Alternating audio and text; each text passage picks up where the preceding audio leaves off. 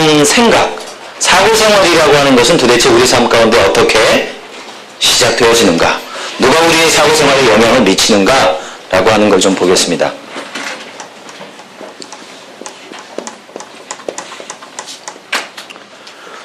원래 우리는 하나님과 서로 의사소통하면서 살아가도록 하나님께서 창조하셨습니다. 맞습니까?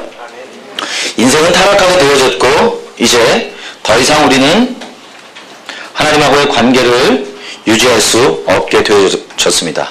물론 장세부터 오늘까지 그리고 주님 오시는 날까지 주님께서는 계속 우리에게 말씀하실 것입니다.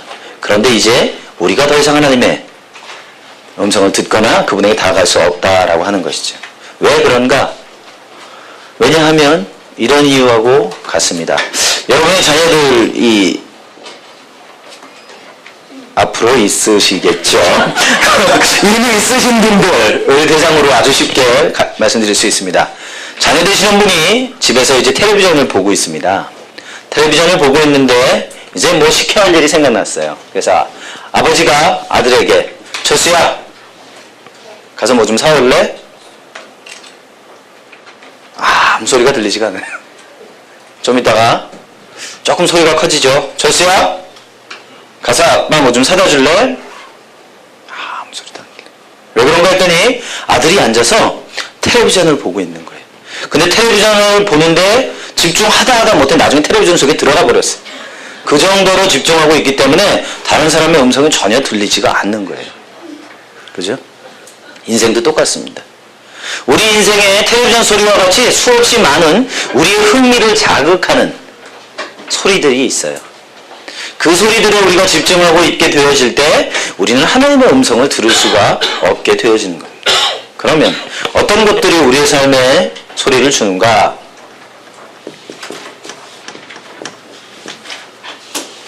세상이라고 하는 겁니다. 여러분 교재 아마 있을걸요? 그죠? 세상이라고 하는 것이 여러분 삶 가운데 말을 합니다. 말을 하고 우리는 그 말에 집중하게 되어져요. 그래서 그 말을 집중하게 되어지면 어떻게 되죠? 그 말대로 살아가게 됩니다. 그것이 로마서 6장에 말씀하시는 것이에요. 뭐라고 말씀하시죠? 우리가 무엇에 순종하든지 순종하는 것에 뭐가 된다? 종이 된다. 종이 된다. 우리가 하나님께 순종하면 하나님께서 여러분 삶의 권세를 가지시고 우리의 삶에 권세가 생깁니다. 그런데 이제 세상에게 우리가 순종하기 시작할 때, 그 세상의 말을 듣기 시작할 때 세상에 우리 삶의 권세를 가지게 되어진다라고 하는 거예요. 자, 그러면 세상이 우리에게 가르치는 건 뭐냐? 세상에 우리에게 가르치는 건 보통 4가지로 설명할 수 있습니다. 철학의 4가지 기본적인 전제다, 뭐 이런 얘기 많이 하는데, 존재론. 좀 어려운 얘기인가요? 나는 어디서 오느냐? 나는 어디서 왔느냐? 나는 누구냐? 이런 게 존재론에 관한 질문입니다. 세상에서는 우리의 존재가 어떻게 시작됐다고 말합니까? 뭐라고요? 진화되어졌다. 진화.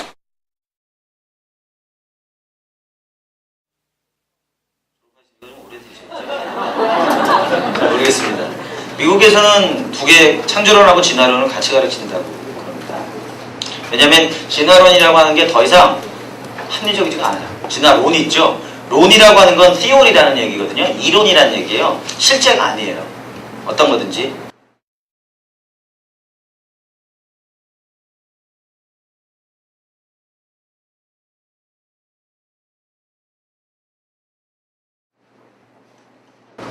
어느 날 우주에서 커다란 폭발이 생겨가지고 지구가 딱 생겨졌고 그 지구에서 이제 생명들이 생겨졌다, 뭐 이런 게 빅뱅 이론.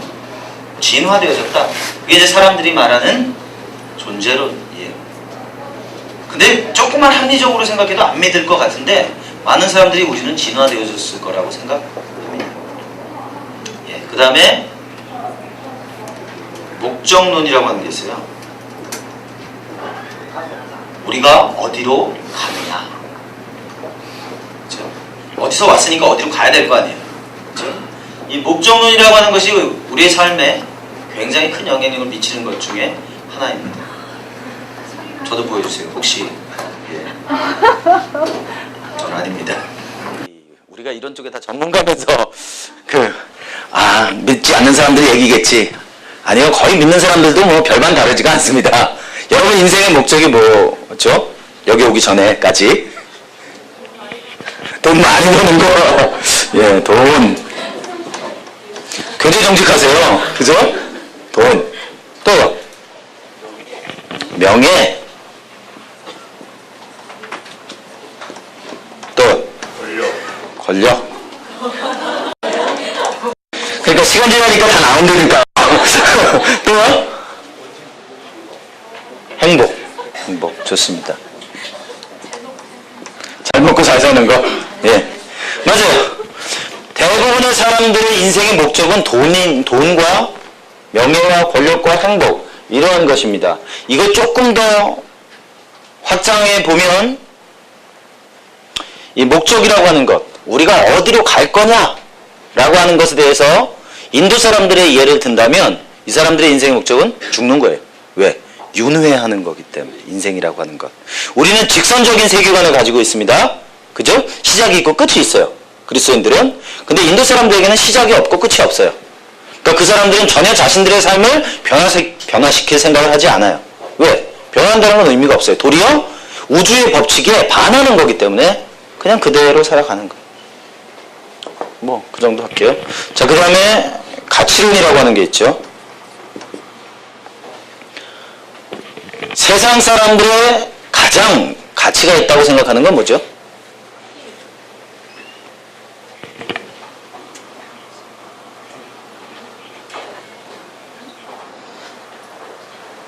이름? 여러분이 생각할 때 가장 가치가 있다고 생각되는 게 뭐예요? 사랑. 사랑? 좋습니다. 사랑일 수도 있겠죠.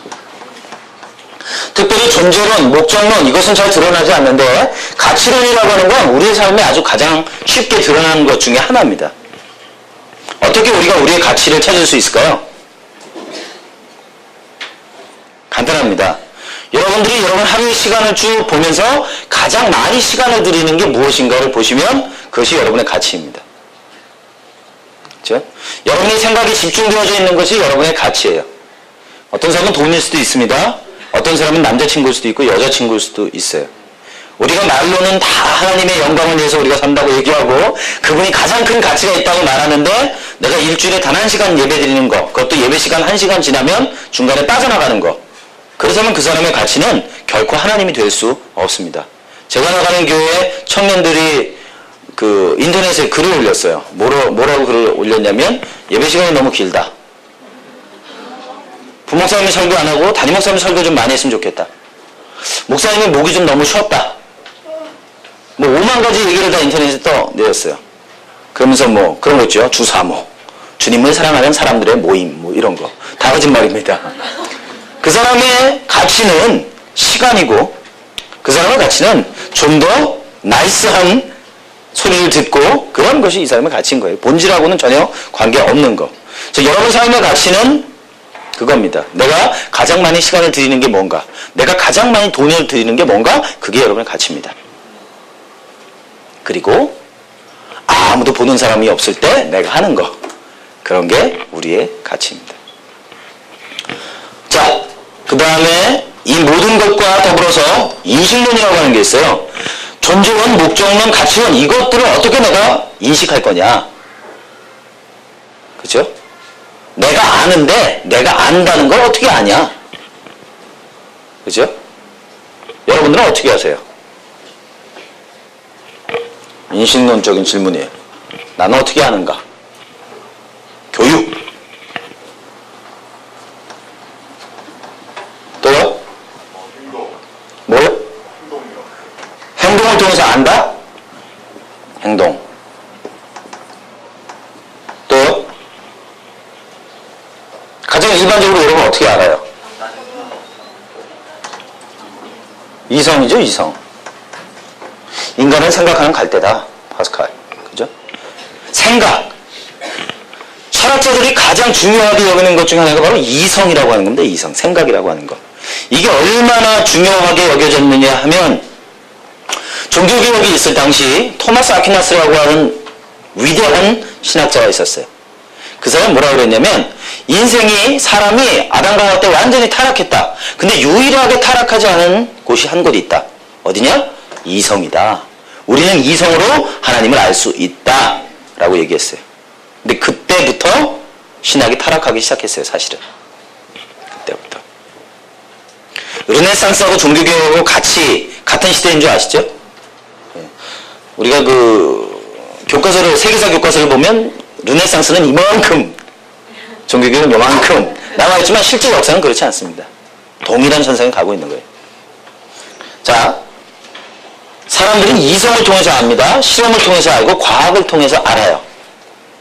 근데 문제는 뭐냐면 과연 그런가 라고 하는 겁니까? 알 수 있는가? 알 수 있는가? 전적 타락한 인생이 어떻게 하나님을 알 수 있겠어요? 알 수가 없습니다. 이 세상의 모든 종교는 밑에서부터 위로 올라가는 종교예요. 내가 찾아보겠다. 그래가지고 석가모니가 열심히 굶은 거 아니에요? 그러다 죽었죠. 많은 사람들이 이 만유 인력의 법칙을 이해 못합니다. 땅에서 하늘로 자꾸 던져보는 거예요. 어딘가 신이 있겠지. 근데 올라가는 종족 다 떨어지게 돼 있어요. 그게 종교든 철학이든 과학이든 뭐든 관계없어요. 왜? 인생은 사람으로부터 시작하지 않았습니다. 바로 어떻게 우리가 알 수 있는가? 어떻게 알 수 있어요? 제가 첫날 말씀드렸는데 어떻게? 하나님의 말씀, 계시, 그죠? 왜 하나님 위대하시냐 하면 절대적인 분이, 완전한 분이 완전하지 않은 사람을 찾아오셨단 말이에요. 그리고 그분이 우리에게 그분을 보여주시고 들려주셨단 말이에요. 그죠? 그래서 기독교라고 하는 종교는 사람이 만든 종교가 아니에요. 저는 종교라는 말을 싫어하는데 기독교는 하나님이 그분이 직접 우리에게 자신을 보여준 거예요. 그래서 다른 종교들하고는 이게 근본적으로 좀 다릅니다. 근데 이것이 세상에서 우리에게 가르치는 기본 전제들이에요. 자, 그러면 세상이 가르치는 세상의 사고방식 중에 한 가지, 세상까지 갈 것도 없습니다. 우리나라에서 사람들이 가장 중요하게 여기는 거 학벌. 그죠? 유교 문화는 이게 학벌 문화잖아요. 예수 잘 믿다가도 대학 갈 때 되면 아이들이 교회 잘 안 나옵니다. 부모님들도 교회 보내지 않아요. 그러나 도장을 찍어야 되니까 주일날 예배. 그것도 작년 예배, 어른 예배 잠깐 왔다 가는 거. 왜? 나중에 대학 가서 믿으면 되니까. 뭐예요? 더 중요하다는 거예요, 그게. 좀 현실적인 얘기 할까요? 여기 아마 교회 지도자가 되시는 분들도 많이 있으실 텐데 삶의 대부분의 시간을 하나님께 드리는 분들이 많이 있을 겁니다. 여러분 신앙생활하는 것 중에 가장 중요하다고 여겨지는 것, 가장 많은 시간을 드리는 게 뭐세요? 여러분 인생에 가장 많은 시간을 드리는 거 뭐예요? 교회 사역. 맞아요?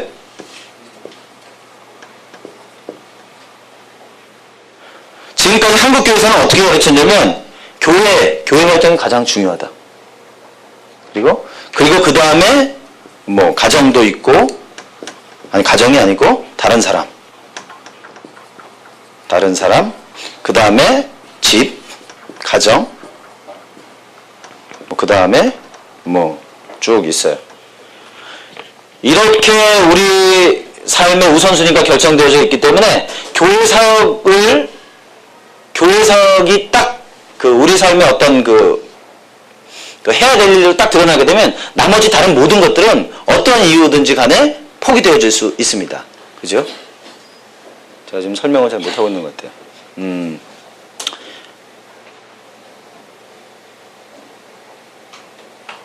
뭐냐면 하나님하고 교회는 좀 다릅니다. 맞아요? 근데 우리는 지금까지 어떻게 배웠냐면 교회하고 하나님이 같은 거예요. 그렇기 때문에 교회 사역을 열심히 하는 것은 하나님께 영광을 돌리는 거고 하나님께 영광을 돌리기 때문에 다른 것들은 excuse가 돼도 좀 잘 안 해도 별 문제가 없는 것처럼 그렇게 여겨져 왔습니다. 근데 이게 잘못된 사고예요. 여러분 삶의 가장 중요한 건 뭐냐면 가정입니다. 가정. 아니 가정이란다. 하나님입니다. 깜짝 놀랐습니다.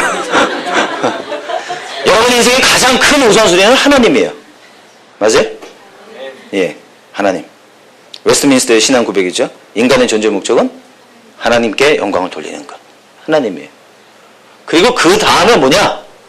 그 다음에는 바로 남편이 있고 아내가 있는 분들은 배우자. 그 다음에 뭐 자녀. 하나님을 섬기는 사람들은 예수님께서 그리스도인들을 말할 때 예수님은 신랑이시고 교회는 신부라고 말씀하셨어요. 그죠? 인생에 있어서도 여러분 인생 가운데 가장 많은 시간을 들여야 하고 많은 사랑을 나눠야 하는 사람들은 배우자입니다. 목사님이 되셨든 전사님이 되시든 선교사님이 되시든 뭐 전혀 관계없습니다. 무조건 여러분 삶의 두 번째 우선순위는 가정이고 배우자입니다. 이게 깨지면 나머지는 다 깨지게 되어져 있습니다. 어제도 잠깐 그런 얘기 나눴는데 한국교회 목사님들은 참 불쌍하십니다. 왜냐하면 미국에서 조사를 했어요. 25년, 30년 동안 결혼 생활을 아주 건강하게 했던 사람들을 대상으로 어떤 가정이 가장 건강한 가정인가? 어떤 그 부부관계가 가장 좋은 부부관계인가? 라고 하는 걸 조사했어요. 조사 결과가 뭐였냐면 친구 같은 남편, 친구 같은 아내. 봤어요. 근데 한국교회 목사님들은 친구하고 사는 사람이 없어요. 다 누구랑 살아요? 목사님하고 사시고 사모님하고 사셔요. 거기에는 이상한 관계만 있을 뿐이에요. 해석하게도. 그리고 교회 사역 때문에 거의 모든 자녀들과의 시간이나 배우자와의 시간들은 제외되어집니다. 그리고 똑같은 시간선상에 있다 할지라도 교회 일이 생기면 다른 것들은 포기하게 되어지는 거예요. 근데 한번 객관적으로 생각해 보시면 여러분들 시간이 지나면 교회는 옮길 수도 있어요. 사역은 그만둘 수도 있어요. 근데 배우자는 안 그래요. 주님 나라 갈 때까지 같이 가야 돼요. 그죠? 근데 우리는 오해하고 산단 말이죠. 이게 세상으로부터 온 거예요, 사실은. 자기 아내를 사랑하지 못하는 사람은 절대 다른 사람 사랑 못합니다. 자기도 사랑하지 못할 뿐만 아니라. 그죠? 부부관계가 해결되지 않은 상태에서는 다른 어떤 것도 할 수 없어요, 사실은. 사람들이 왜 교회 와서 열심히 신앙생활 하냐면 가정에서 관계가 별로 안 좋거든요. 직장에서 왜 열심히 일하냐면 집에서는 좀 괴롭거든요. 그러니까 뭔가 대상을 찾는 거예요. 그 다음에 교회 사역일 수 있겠습니다. 교회 사역과 하나님은 다르다. 하나님을 섬길 수 있지만 때로는 교회라고 하는 것을 섬기면서 정말 중요한 것을 잃어버릴 수 있습니다. 한국교회는 이게 회복되어져야 돼요. 우리의 사고 안에서도 회복되어져야 합니다. 결혼 안 하신 분들은 여러분의 가정이 더 중요합니다. 그렇죠? 가정이 있은 다음에 교회도 있는 거예요. 하나님하고 교회하고 착각하지 마세요. 그렇죠?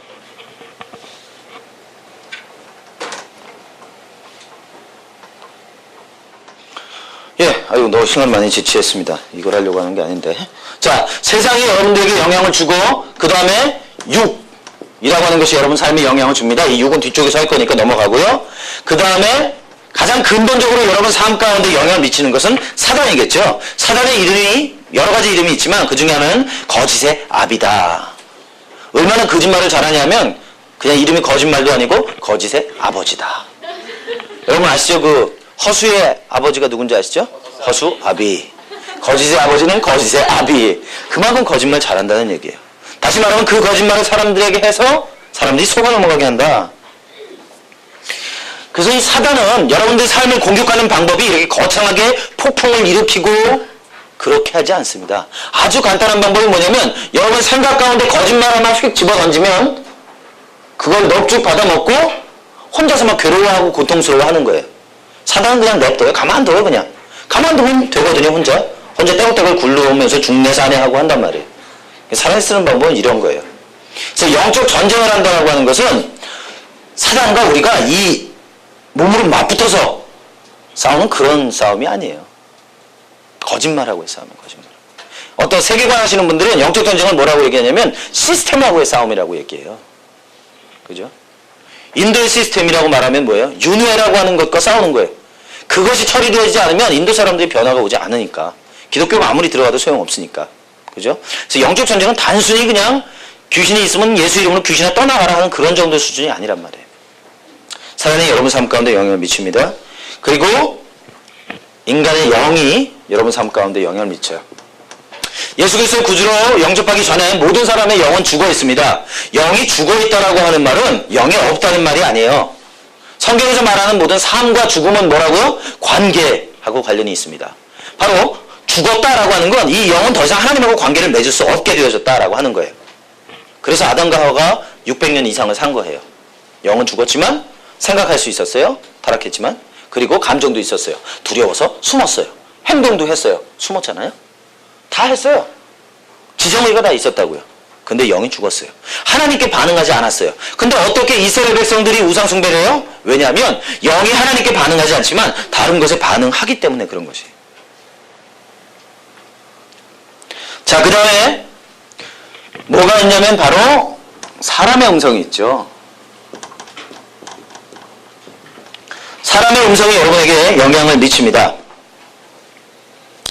여러분 삶에 있는 많은 아픔과 고통과 상처들이 어떻게 생겼는지 한번 가만히 생각해 보시면 대부분의 경우는 누군가가 여러분에게 했던 말이 여러분 삶에 평생의 영향을 미치게 되어집니다.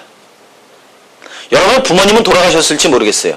그런데 그 부모님이 했던 말은 여러분들로 평생 괴롭히게 되어지는 겁니다. 너는 왜 제대로 하는 게 하나도 없냐?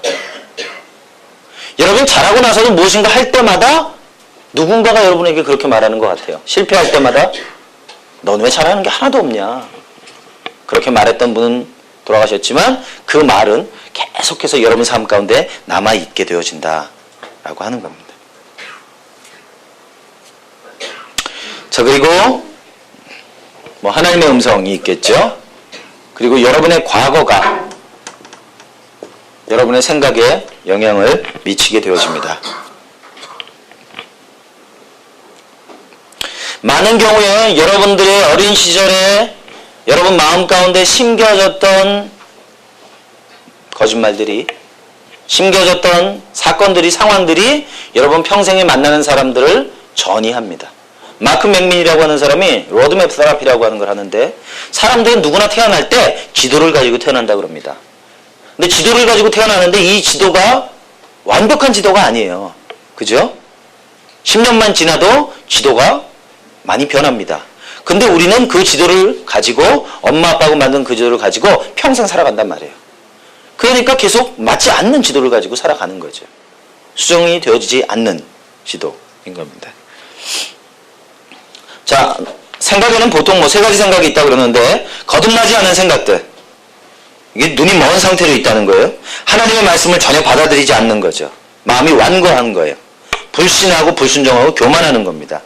그래서 이 거듭나지 않은 생각을 가지고 있는 사람들의 유일한 해답은 뭐예요? 회개라고 하는 거예요.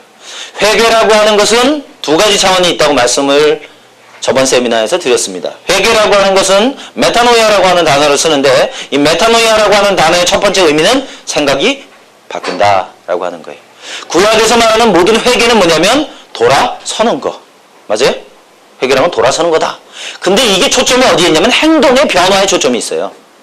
근데 신약으로 들어서면서는 주님께서 우리 가운데 행동의 변화에 초점을 가지고 있는 게 아니라 그 행동을 가지고 오게 된 밑바닥의 동기와 태도, 바로 생각의 변화가 되어져야 회개에 합당한 열매가 맺어진다라고 하는 거예요.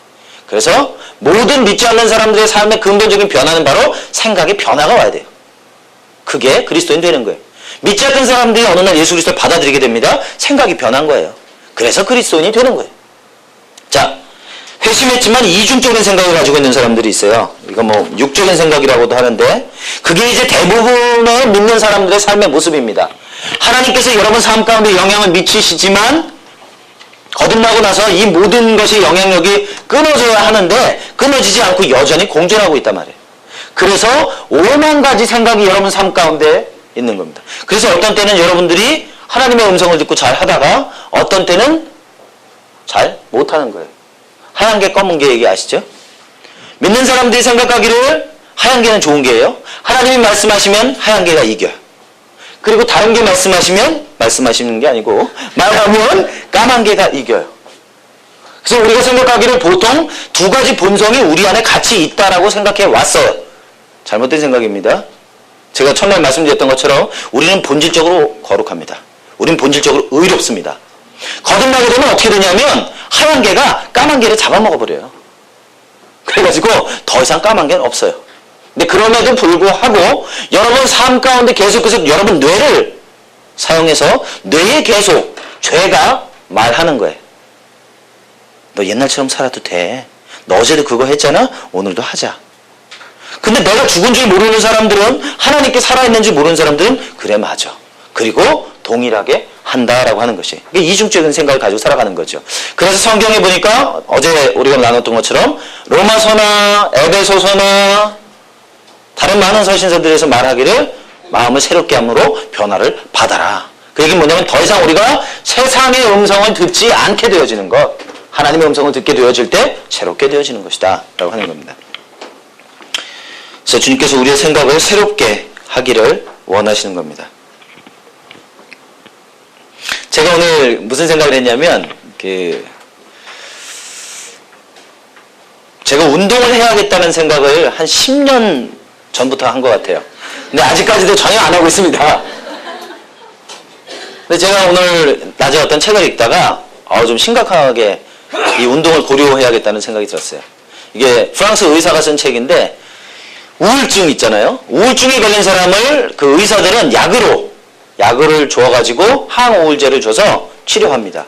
근데 이 약이라고 하는 것이 굉장히 순간적이에요. 그래서 약을 먹으면 낫는데 안 먹으면 또 우울증이 재발해요. 근데 여기에서 이 획기적인 치료 방법 중에 하나가 뭐냐면 운동을 하는 거예요. 우울증 있는 사람들이. 운동을 했는데 어떻게 되냐면 운동을 하면 할수록 이 사람들이 우울증에 빠지지 않을 뿐만 아니라 다시 재발되는 가능성도 적다는 거예요. 그거 보니까 굉장히 마음이 부담이 막 되더라고요. 근데 왜 제가 10년 동안 내가 운동을 해야겠다라는 생각을 하고 있지만 하지 않는가? 사실은 우리가 아까 존재, 가치, 인식, 목적 했지만 제 삶의 가치 가운데, 제 삶의 생각 가운데 운동이라고 하는 건 중요하다는 생각을 가지고 있지 않은 거예요. 굉장히 표면적인 생각이죠. 그러나 마음 깊은 곳 가운데 있는 생각은 뭐냐면 운동 뭐 하나 뭐 어때? 좀 영적인 거 이런 게 더 중요한 거 아니야? 라고 생각하고 있다는 거예요. 그죠? 정말 내 마음 가운데 있는 것은 운동은 중요하지 않아. 근데 제가 오늘 그거 보면서 마음을 좀 다시 잡았어요. 집에 가가지고 이제 좀 시작해야 되겠다. 그런 마음. 그래서 제가 다음번에 올 때는 꼭 제가 시작하고 있는 모습을 여러분들께 보여드리겠습니다. 그러면 제 생각에 변화가 온 거겠죠? 네, 다음에 왔을 때도 이번에도 못하고 있습니다. 그러면 생각에 변화가 오지 않는 거예요. 그렇죠? 자, 그런 얘기들 이제 해보겠습니다. 그 다음에, 그 다음 장 보시면 오과라고 되어 있죠? 원래 이게 사과예요. 근데 제가 이제 편집할 때 이 번호를 잘못 쓴 것 같아요. 그러나 뭐 이렇게 생각하실 수도 있습니다. 우리나라는 문화적으로 사자를 별로 안 좋아합니다. 사층도 없어요. 그래서 없거니 뭐 그런 식으로 생각하시면 좋지 않겠나 생각합니다. 자, 그러면 우리 삶 가운데는 그러한 생각들을 어떻게 우리가 수정해 나가야 될 것인가? 수정해 나가려면 먼저 문제를 봐야 돼요. 그죠? 우리 안에 일어나고 있는 어떤 메커니즘이 있는 것을 봐야 될 필요가 있습니다. 첫 장에 보게 되시는 것이 진리를 찾아 떠나는 내면 여행, 트루스 탐구법이라고 써있죠?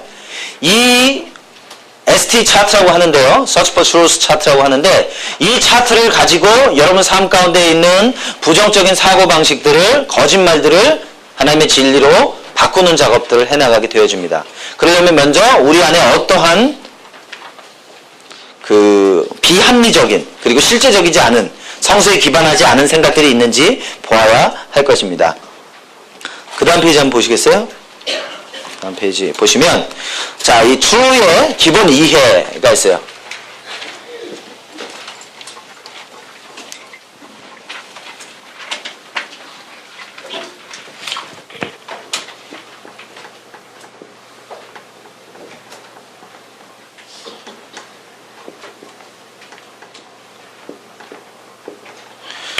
자, 이 true를 보시면 이게 이제 영어로 되어 있는 건데 T가 뭐냐면 트리거 이벤트예요. 여러분 삶 가운데 감정이나 행동을 유발시키는 사건들. 어떤 장면이 될 수도 있고요. 소리가 될 수도 있고 냄새가 될 수도 있어요. 어떤 기억이 될 수도 있고요. 여러분 그런 분들 있어요? 그리스도의 몸 가운데 새로이 딱 왔어요. 뭐 여러분 이제 이 모임에 딱 왔어요. 근데 다 좋아. 다 좋은데 한 사람의 꼴 보기 싫은 사람이 있어요. 그 사람만 보면 마음이 상해. 저 인간만 없으면 내가 여기 참 잘 왔는데 내가. 직장에서도 있죠. 아, 쟤만 없으면 내가 직장 생활하는데 참 잘할 수 있을 것 같은데. 저도 그런 사람이 있었거든요. 그런 것이 이제 트리거 이벤트가 될 수 있어요. 여러분 삶에 있는 모든 상황들은 어떤 특정한 행동을 유발한다면, 그리고 특정한 감정을 만들어낸다면 이 T에 해당하는 것일 수 있습니다. 예를 들어서 여러분이 소풍을 갔어요. 소풍을 갔는데 하늘 위에서 검은 구름이 모여드는 게 보이는 거. 그런 게 이 사건에 관련된 거라고 볼 수 있겠습니다. 자, 그 다음에 이제 R은 좀 이따 가고요. U로 넘어가서 U1, U2가 있는데 이 U라고 하는 게 뭐냐면 여러분 거기 써 있죠. unhealthy internal feeling이다 그랬어요. 건강하지 않은 내적인 감정이다 그랬어요. 여러분 삶 가운데 어떤 특정한 사건이 딱 있는데 그 사건에 대해서 내가 느끼는 거예요. 그렇죠? 어떤 사람들은 강아지를 보면 아유 귀엽다. 어떤 사람은 강아지 보면 아 짜증나. 제 아들은 강아지를 키우고 싶어 해요. 그래서 제 아들이 맨날 저한테 물어보는 게 있죠. 아빠 강아지 똥 치울 수 있어? 그것 때문에 강아지를 못 키운다고 생각하고 있거든요. 저희 큰아들이. 그래서 제가 아빠 못 치워. 아씨 나도 못하는데. 그래서 이제 못하고 있어요. 저는 강아지 못 키우고 있어요. 제 아들은 강아지가 너무 좋은 거예요. 그래서 이제 강아지 집사님이라고 그러는데 강아지를 한 6마리 정도 키우는 저희가 교자는 집사님 댁이 있어요. 근데 거기 가는 걸 너무 좋아해요. 얘는. 그 강아지라고 노는 거 좋으니까. 저는 기겁을 하죠. 저는 그 집 가면 제 아내하고 아이들 내려주고 금방 와요. 막 저기 하니까. 완전히 다른 거예요. 똑같은 상황인데 제 아이는 기쁨이 있어요. 즐거움이 있어요. 저는 짜증나요. 가능하면 빨리 움직이자. 그게 뭐야? 그게 내 안에 일어나는 내적인 감정이에요. 화가 나기도 하고 기쁘기도 하고 슬프기도 하고 두렵기도 하고 때로는 혼란스럽기도 하고 여러 가지 형태의 감정들이 일어납니다. 자, 그러면 이 감정이 일어나면은 U2 이건 뭐냐면 unhealthy external behavior 건강하지 않은 외적인 행동이 있어요. 이건 뭐 신체적인 행동일 수도 있고요. 여러분의 이 뇌에서 일어나는 생리화학적인 반응일 수도 있습니다. 정신적인 행동도 있어요. 어떤 감정이 딱 들고 나니까 머리에서 아우 저놈 죽여야 되는데 저거 그것도 건강하지 않은 행동일 수 있다는 거예요. 그죠? 그래서 이것이 이제 기본적인 이해가 되겠습니다. 이것이 이제 여러분 안에서 사실은 빛보다 더 빠른 속도로 일어나는 거예요. 어떤 상황이 딱 나타나면 여러분 안에서 파파파박 작업이 딱 일어나면서 순간적으로 감정이 나오고 책상을 치기도 하고 반응이 일어난다라고 하는 겁니다. 이제 오늘은 여러분들이 그걸 찾아내셔야 돼요. 이걸 좀 슬로우 비디오로 쭉 돌리셔가지고 내 안에서 어떠한 반응들이 일어나고 있는가라고 하는 걸 볼 필요가 있겠습니다. 자, 그러면 아까 그 얘기했죠. R이라고 하는 건 뭐냐면 wrong belief, 잘못된 믿음, 거짓말이라고 하는 거예요. 그건 뭐냐면 여러분의 감정과 행동을 만들어내는데 밑바닥에서 작용을 하는 사고인 거예요. 근데 이 사고라고 하는 건 대부분의 경우는 여러분의 성장 배경, 학교 생활, 지식, 과거 경험 이런 모든 것들이 어우러져서 내리는 판단과 결론이다 라고 하는 거예요. 그렇죠? 그래서 이 그림을 놓고 본다면 여러분의 생각이 거짓말이 믿고 있는 거짓말이 진리로 변한다면 감정도 변할 거고 행동도 변할 거라는 거예요. 그렇죠? 그 생각이 행동을 처음에 일어난 그 사건을 바꿀 수는 없지만 사고가 바뀌어짐으로 인해서 어떻게 되느냐? 그 다음에 똑같은 상황이 생겼을 때 나는 다른 반응이 일어날 수 있겠다라고 하는 거예요. 그죠? 자, 그 다음 페이지로 넘어가 보시면 여러분들이 이제 간단하게 워크숍 할 수 있는 게 있어요. 지금 같이 해볼 건데요. 많은 경우에 우리가 생각과 감정을 잘 구별을 못해요. 우리는 안 그런 것 같은데 실제로 우리가 말할 때 보면 이 사람은 생각을 말하는데 느낌을 말하고, 느낌을 말하는데 이 사람은 생각으로 말하고 하는 경우들이 있어요. 그래서 지금 그 워크숍은 뭐 하는 거냐면 여러분의 생각과 감정을 구분해내는 거예요. 그래서 생각과 감정 구분하는 연습하는 거거든요. 지금 거기에 22문제 있죠? 한 문제씩 보시면서 이게 생각인지 느낌인지 여러분 적어보세요. 다 하셨죠?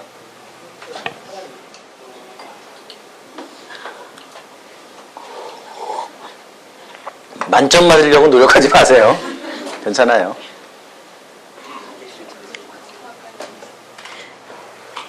하시는 분들은 하시고요. 1번부터 한번 보겠습니다. 나는 오늘 널 만나서 기쁘다. 감정이에요? 생각이에요? 감정.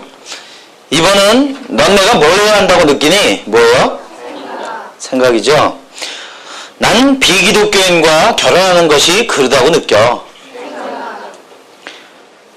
상철이는 그가 원하지는 않더라도 가족 재결합 모임에 가야 한다고 느낀다. 뭐예요? 예. 은주는 큰 소음을 들을 때 무서운 감정이 들었다. 기말 시험에서 난 더 잘할 수 있었을 거라고 느낀다. 철수는 대학을 졸업하는 것에 대해 흥분된 감정이다. 동호는 그의 아들이 팀의 선발 투수가 될 자격이 있다고 느꼈다. 진이는 트럭이 진로를 방해하자 화가 났다. 나는 사람들이 자신들의 약속 시간에 맞게 나타나야 한다고 느낀다. 아내는 자기가 바쁠 때 내가 아이들을 돌봐야 한다고 느낀다. 동복은 선주를 보자 마음이 두근거렸다. 나는 사람들이 자기 자녀들에게 소리치는 것은 나쁘다고 느낀다. 아내는 손님상을 차릴 물품들을 사러 쇼핑을 오늘 가야 한다고 느낀다. 나는 순철이가 축구를 하다가 다리에 부상을 입어서 참 안 됐다고 느꼈다.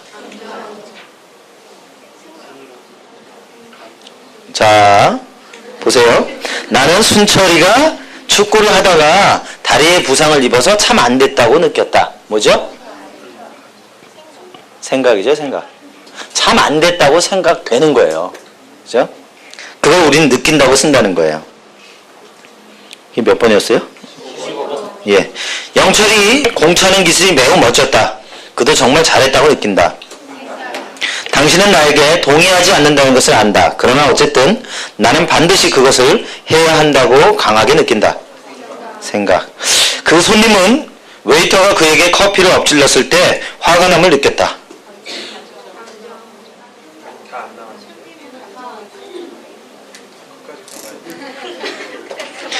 그 앞에 부분은 감정이에요. 그죠? 예. 그러나 웨이터는 특별히 개의치 않았다. 왜냐하면 그 손님은 웨이터가 커피를 내려놓을 수 있을 만한 충분한 공간을 주려하지 않았기 때문에 커피가 자기 옷에 쏟아져도 그 손님은 할 말이 없다고 느꼈기 때문이다. 생각. 민석이는 학교 친구가 집에 온다는 것에 신이 났다. 엄마, 이 문제에 있어서 내가 무엇을 해야 한다고 느끼세요? 오늘 시험을 잘 봐서 참 기분이 좋다. 간사님이 날 좋아하지 않는다고 느낀다. 생각이죠. 네, 생각이에요. 다 맞으신 분. 대부분 다 맞으셨겠죠? 그럼 하나 틀리신 분. 2개 틀리신 분. 3개 틀리신 분. 4개 틀리신 분. 그럼 5개 틀리신 분. 의외로 있으시네요. 예. 자, 생각과 감정을 구별하는 것. 이제 지금 나와 있는 문장들은 그렇게 어렵지 않습니다. 근데 이 영어로 말하면 아주 쉽죠. 나는 외로워. 그건 감정이에요. I feel lonely. 그럼 난 외로워. 말하는 거거든요. 근데 I feel that 하고 나가면 그때부터는 생각이에요. 우리는 생각을 묘사하거든요. 느낌을 묘사하는데 느낌을 묘사하기 시작하면 이미 그것은 생각이다라고 하는 것이에요. 그죠? 그래서 우리가 이제 그 감정 나누기 여러분 하실 때 느낌을 말하라고 하는 것은 느낌을 묘사하라고 말하는 게 아니고 느낌을 그냥 표현하라는 거예요. 느낌을 말한다는 건 한숨 한 번 쉬는 거 그게 느낌일 수 있어요. 그죠? 그리고 아우 짜증나. 그 느낌일 수 있어요? 아, 난 오늘 저녁에 그 일을 보니까 좀 짜증나는 것 같아. 이러면 이미 그것은 이미 생각으로 넘어가기 시작하는 것이다. 그래서 감정과 생각을 좀 구별할 필요가 있습니다. 자, 이제 우리가 이제 이 true 연습을 우리가 해봐야 돼요. 그 뒷페이지 보시면 이제부터 이제 디립다 오늘부터는 계속 이제 연습을 해야 돼요. 여러분이 이제 이해될 때까지. 자, 이 연습을 하기 아주 좋은 그 예가 성경에 있습니다. 12명의 정탐꾼 얘기가 있는 곳이죠. 어딜까요? 민수기죠? 민수기 한번 보세요. 민수기 13장.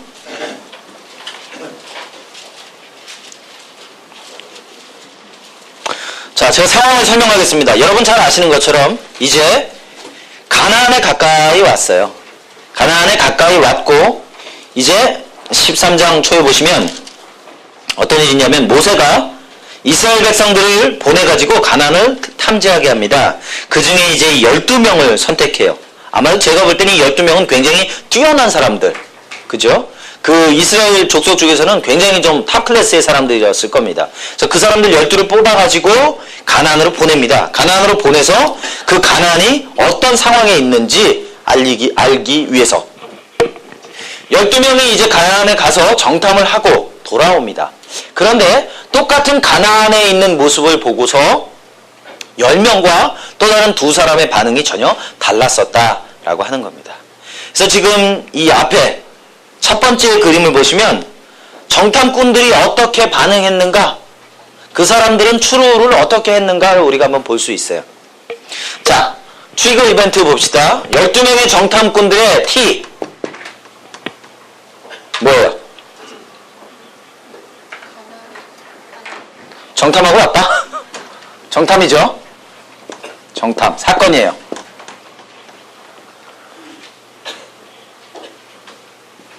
R은 좀 이따가 하고, 가나안을 정탐하고 왔던 12명의 정탐꾼 중에서 10명의 반응, 그 사람들의 감정은 어떻죠? 두려움. 그리고요?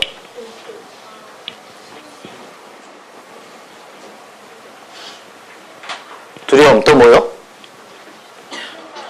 실망. 또요? 뭐라고요? 불확실한.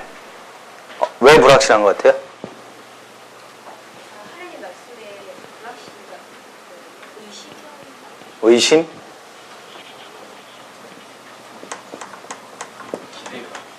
기대감? 10명의 정탐꾼이 어떤 기대감? 우리가 메뚜기와 같은 기대감? 자, 사람들 안에 똑같이 가나안을 보고 와서 두려움과 실망과 의심을 했어요. 그랬더니 이 사람들의 행동은 뭐죠? 우리 메뚜기와 같다? 못 올라간다? 못 간다? 못 간다? 분노도 있겠죠, 분노. 세상에 어떻게 우리를 저런 곳으로 보낼 수 있는가? 우린 가면 다 죽는데. 그렇죠? 자, 그리고 그 사람들이 또 뭐라고 하죠?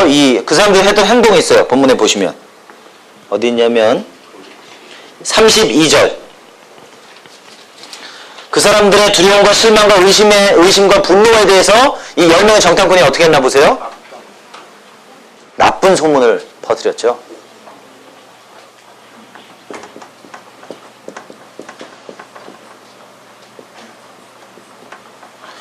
이 사람들 아이고. 네, 그래요. 국어도 못해요. 루머를 퍼뜨렸어요, 루머를. 나쁜 소문을 퍼뜨렸어요. 그 사람들의 행동이에요.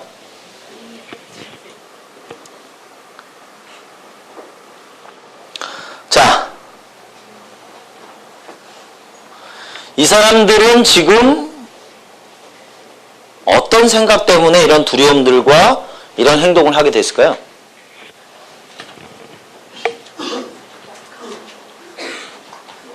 본문의 말씀을 한번 좀 볼까요? 이 본문이 뭐 너무 많이 알려진 본문이라 다 아실 줄 알았는데 이런 본문이 있음도 알지 못하지 않습니까? 자, 그러면 어디서부터 보냐면 오케이. 25절부터 보겠습니다. 13장 25절. 민수기 13장 25절. 다 찾으셨죠? 시작. 자, 여기 보시면 이 사람들의 두려움과 실망과 의심과 분노를 만들어낼 만한 생각들이 있어요. 뭐죠? 그들보다 강해요? 우리보다 그들이 더 강하다. 그렇게 말하는 사람 아무도 없어요. 그런데 그 사람들은 그 상황을 보면서 스스로 자기들이 그렇게 생각했어요. 우리보다 그들이 강하다.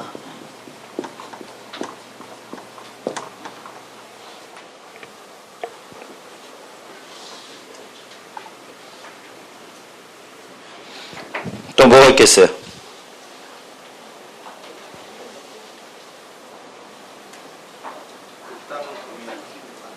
그 땅의 거민은?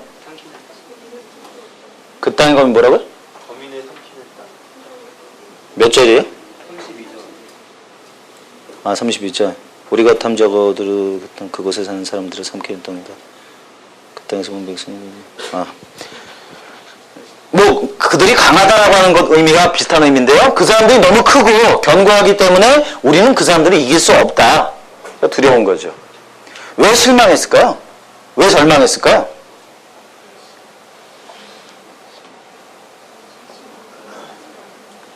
예? 왜 절망했을 것 같아요? 그곳에 가기만 하면 그 땅을 차지할 수 있을 거야. 근데 그야말로 장대하고 그렇죠. 예. 그래서 실망한 거죠. 자기들이 생각하기에는 거기에 가기만 하면 모든 것이 다 준비되어져 있어서 기쁨과 즐거움으로 갈 수 있을 줄 알았어요. 근데 자기들이 생각보다 자기는 메뚜기와 같이 보이고 그런 것으로 인해서 실망하게 되어지는 거죠. 자, 이러한 생각들이 이 사람들 안에 있게 되어졌던 겁니다. 자, 그 다음에 똑같은 상황에 대해서 똑같은 가나안을 정탐했던 여호수아와 갈렙을 한번 보겠습니다. 동일하게 정탐을 하고 돌아왔어요. 근데 여호수아와 갈렙의 감정은 어때요? 담대함, 기대감, 흥분,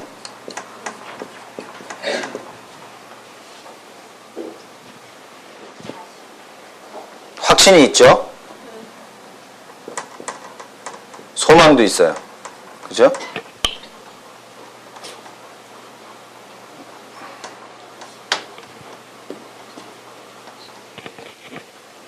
제가 잘못 쓴 거예요. 감정이 뭐냐면 담대하고 기대감 있고 흥분 있고 확신 있고 소망 있어요. 올라가자. 취하자. 우리가 점령할 수 있다.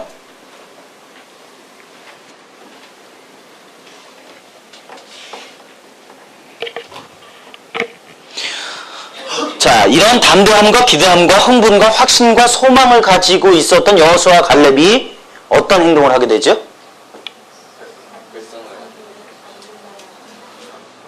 사람들은 격려합니다. 그죠? 올라가자. 된다. 라고 하는 거예요. 그래서 그 땅을 차지할 수 있도록 격려하는 것이. 그렇죠? 똑같은 상황에 대해서 다른 감정을 가지고 있으니까 다른 행동이 나오게 되는 거예요. 그렇다면 어떻게 그 사람들이 그러한 감정을 가지게 되는가? 바로 그 사람들이 믿고 있었던 믿음이 열명하고 달랐기 때문에 그런 것입니다. 여호수아와 갈렙이 생각할 때 그 땅은 환상적인 땅이었어요. 너무너무 좋은 땅이었어요. 야, 여기 너무 좋은 땅이다. 그러니까 기대감이 있잖아요. 야, 우리가 앞으로 여기서 살겠구나. 흥분하잖아요. 그죠? 비록 그곳에 사람이 있지만 그곳에 네피림과 같은 거대한 장수들이 있지만 주님께서 우리를 그곳에서 살게 하시겠구나. 주님께서 그곳으로 우리를 인도하시겠구나. 그러한 생각이 있었기 때문에 이런 감정들과 이런 행동들이 나올 수 있게 되어졌다라고 하는 것입니다. 자, 그러면 이것을 가지고 우리가 좀 연습을 해보면 좋겠습니다. 여러분 그 다음 페이지 한번 좀 보시면 그 페이지부터인가요? 예, 그 페이지부터 보면 그 true 연습하시는 게 있을 거예요. 한 너댓 문제 있죠? 그거 가지고 이제 여러분 옆에다가 이걸 쓰시는 거예요. R은 안 하셔도 돼요. R은 좀 이따가 구체적으로 저희가 더 할 거기 때문에 T하고 사건하고 감정하고 행동만 작성해 보세요. 그래서 아마 7번까지 있죠? 맞아요? 예. 4번까지 하시고 5, 6, 7번은 시간이 많지 않으니까 여러분 하나만 하세요. 하나만. 여러분 자신의 예를 가지고 하나만 해보세요. 옆에 분하고 여러분 하신 거 가지고 한번 비교해 보세요. 자, 1, 2, 3, 4번 제가 짚어야 돼요? 아니면은 다 이해되셨어요? 다 되셨죠? 지금 저기 어느 한 분이 1번을 가지고 좀 색다르게 하셨어요. 일반적으로 여기서 T가 뭐예요? 연기를 보았다. 그 다음에 U1 감정이 뭐예요? 불안함. 그리고 그로 인해서 U2는 뭐죠? 자기 집 쪽으로 달려갔죠. 그럼 그 사람은 왜 지금 U1하고 U2가 그렇게 나왔어요? 불안함과 달려갔어요. 왜? 불난 집이 자기 집일지도 모르기 때문에. 오케이? 자매님 T를 들어보겠습니다. true를. 자, 사건이 뭐죠? 연기를 보았다. 그 다음에 U1이 뭐예요? 기대감, 흥분, 불안. 자, 그리고 U2가 뭐 나왔죠? 집으로 달려갔다. 왜요? 저는 이제 여행에서 돌아오는데 길이 어두웠어요. 예. 근데 멀리서 뛰어오는 그 밥을 짓는 그렇죠. 사실은 제가 이걸 보면서 저런 사고를 하시는 분은 한 분도 없었어요. 그런데 그렇게 할 수 있어요. 본문은 충분히 그럴 여지를 두고 있어요. 그죠? 그러니까 우리가 지금 모두 다 앉아있는데 똑같은 걸 가지고 다르게 반응한단 말이에요. 그죠? 그러면 벌써 생각이 다른 생각을 가지고 있기 때문에 전혀 다른 결과를 가져온 거예요. 그죠? 재밌습니다. 자, 여러분 거 혹시 하고 싶은 분 있어요? 내 거 좀 한번 해봤으면 좋겠습니다. 혹시 알아요? 그러다가 또 뭐 하나 걸려 나와가지고, 예. T, 뭐 있어요? 그러니까 어릴 때 제가 철이 없을 때 생맥주를 봤어요. 생맥주? 생맥주를 봤다. 생맥주를 봤는데, 어릴 때 김이 빠지면 예. 우리 차 비스무리하잖아, 그게. 예. 그래가지고 그게 뭐 줄 알고 한 번에도 못 찾다가 보았다, 마셨다. 예. 그래갖고 저희 그날 밤새도 알았던 네. 기억이 있어가지고요. 예. 그래가지고 유원에서는요, 그러니까 제가 그렇게 좋아서 해롱해롱하고 아프고 막 그랬을 때 느낀 그런 두려움, 걱정 그런 거였고요. 오케이. 후에서는 끙끙 앓았다. 예. 충분히 얘기되죠? 자, 생맥주를 봤어요? 보았노라, 마셨노라, 아팠노라. 그죠? 그래서 보았고 마셨어요. 그런데 마실 때까지 좋았는데 두렵고 걱정이 됐어요. 두려움과 걱정이 이제 몸의 반응이 나타나서 알았어요. 그쵸? 아팠다. 그 맛이 아니었어요. 물론 그 맛이 아니었을 거죠. 그 맛이 아니었어요. 자, 그러면 왜 두려움과 걱정을 가지게 됐을까요? 일반적인 보리차를 맛이 틀리니까요. 자, 그러면 이게 뭐가 될 수 있어요?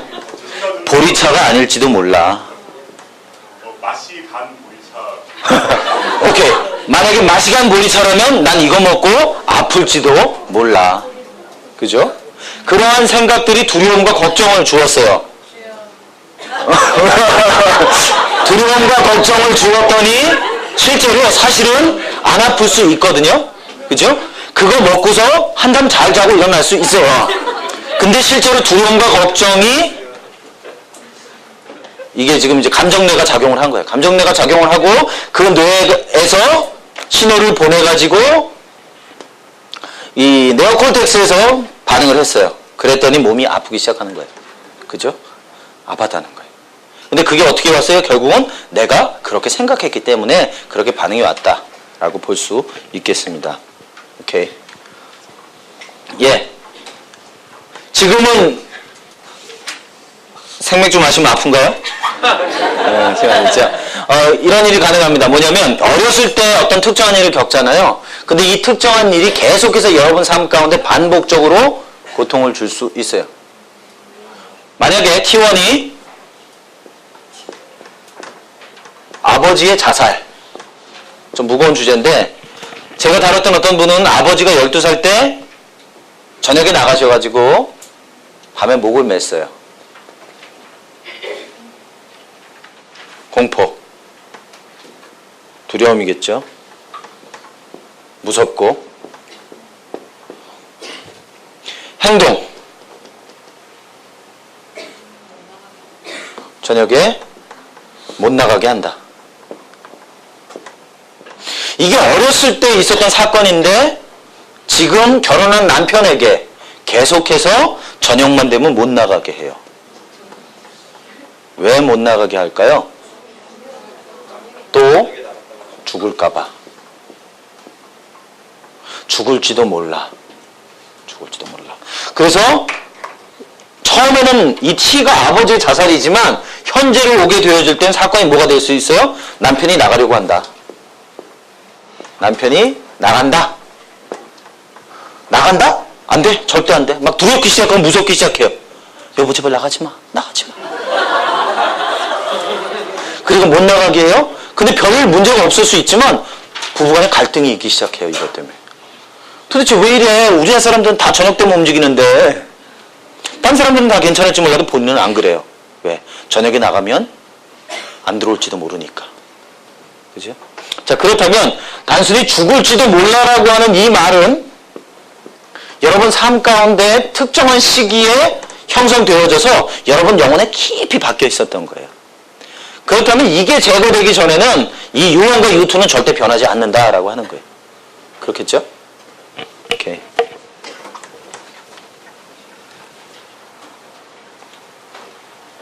실제 상황을 가지고 하시는 게 제일 좋아요. 제가 어느 분하고 했던 걸 하나 할게요. 뭐냐면 이분이 지금 약대를 가려고 준비하고 있어요. 약대를 가려고 준비하면서 학원 종합반을 다녀요. 종합반을 다니는데 사건이 뭐냐면 짝이 자리를 옮겼어요. 자리를 옮겼다. 자리를 옮겼어요. 자리를 옮겼는데 유언이 뭐가 나왔냐면 수치감, 창피하다.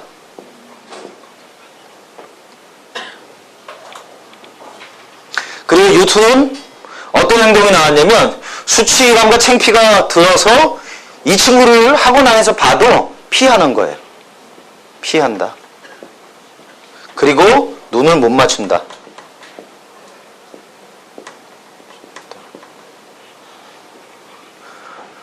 같이 앉아있던 짝이 자리를 옮겼어요. 근데 왜 수치감과 창피가 드냐 말이에요. 왜 그럴까요? 나를 싫어한다. 사실 이건 좀 표면적인 생각이에요. 나를 싫어한다. 나를 싫어한다는 거, 왜? 나를 싫어한다는 거 밑에 또 뭐가 있을 수가 있어요? 더 밑에 뭐가 있을 수 있을까? 나를 싫어한다 말고.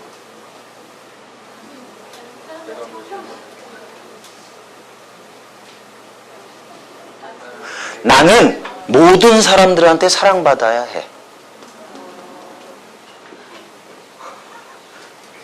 나는 모든 사람들한테 사랑받아야 해. 근데 그 중에 한 놈인 짝이 자리를 옮겼단 말이야. 그럼 모든 사람한테 사랑받는 게 아니잖아요. 그러니까 창피해. 나는 문제가 있나 봐. 나는 문제가 있나 봐가 될 수도 있어요. 나는 완전하지가 않은가 봐. 그리고 그러니까 자꾸 피하게 돼요. 그리고 눈을 못 맞추게 되죠. 아주 다양하게 숨겨져 있어요. 이걸 찾아야 돼, 이걸. 여러분 삶에 아주 그 교묘하게 숨겨져 있는 것들을 발견해야 돼요. 그리고 그 독소를 하나씩 뽑아내야 돼요. 그리고 그 안에 주님의 진리가 채워져야 돼요. 자, 넘어가겠습니다. 자, 이제 이 T하고 U와 U2에 대해서 했으니까 핵심적인 이 R, 거짓 신념, 거짓말, wrong belief 이 부분에 대한 이야기를 좀 하면 좋겠습니다. 이 믿음 체계라고 하는 거죠.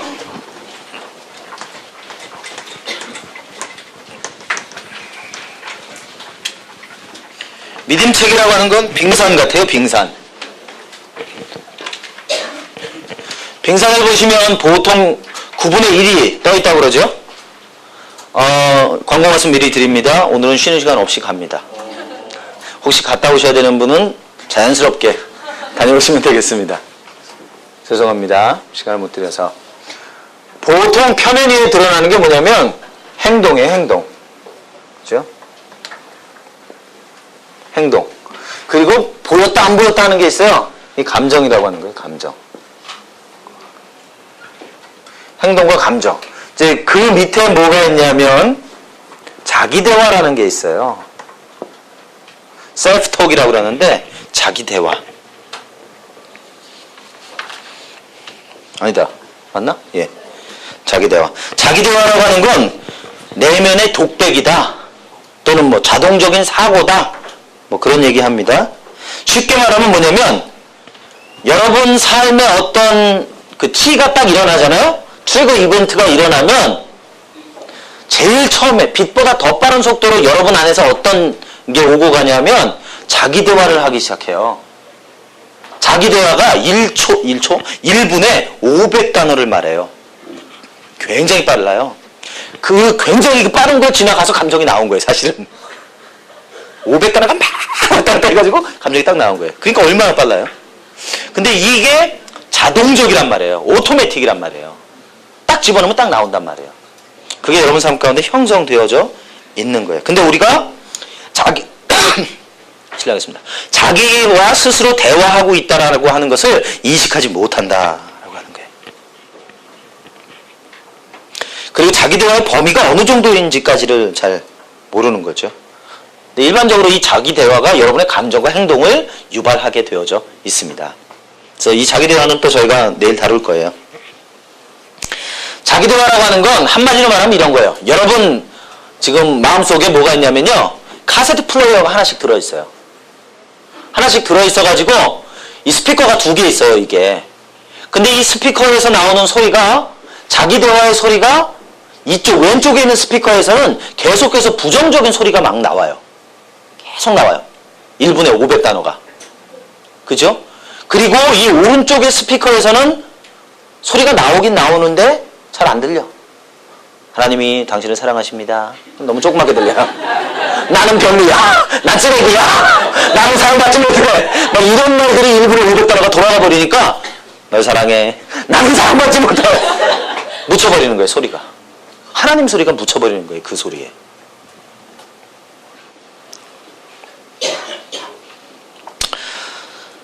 예수님은 언제나 그분이 했던 자기 대화는 진리에 근거한 것이었어요. 하나님께서 말씀하시는 것을 그분은 자기 대화로 삼으셨어요. 그러니까 그분이 했던 말도 언제나 진리였던 거예요. 근데 우리는 이 자기 대화가 대부분이 부정적인 것이 우리 안에서 계속해서 테이프가 돌아가고 있습니다. 근데 또 멈추지도 않아요. 이건 고장도 안 나.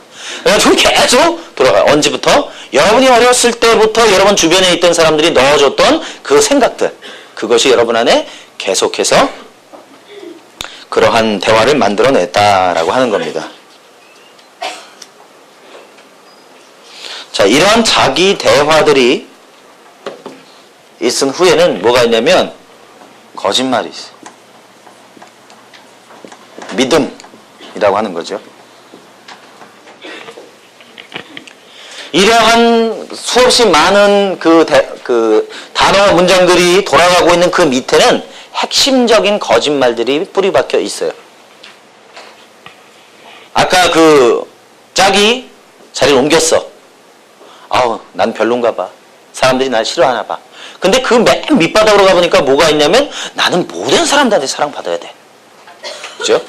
그것이 제거되어져야만, 이것이 제거되지면 어떻게 되겠어요? 나는 모든 사람들한테 사랑받을 수가 없어요, 객관적으로. 그죠? 10명 중에 9명이 날 좋아할 수 있어요? 1명이 싫어할 수 있다는 거예요. 그죠? 그 그게 뭐예요? 그게 현실에 입각한 생각이에요. 실제로 헬라어에서요, 진리라고 하는 말과 실제라고 하는 말은 같은 의미예요. 오늘, 현실, 리얼리티라고 하는 것과 트루스는 같은 의미를 가지고 있어요. 그죠? 자, 그래서 이러한 거짓말이 우리의 삶 가운데 형성되어지게 됩니다. 그래서 자기 대화라고 하는 건 우리가 이 트루를 하다 보면은 쉽게 찾아내요.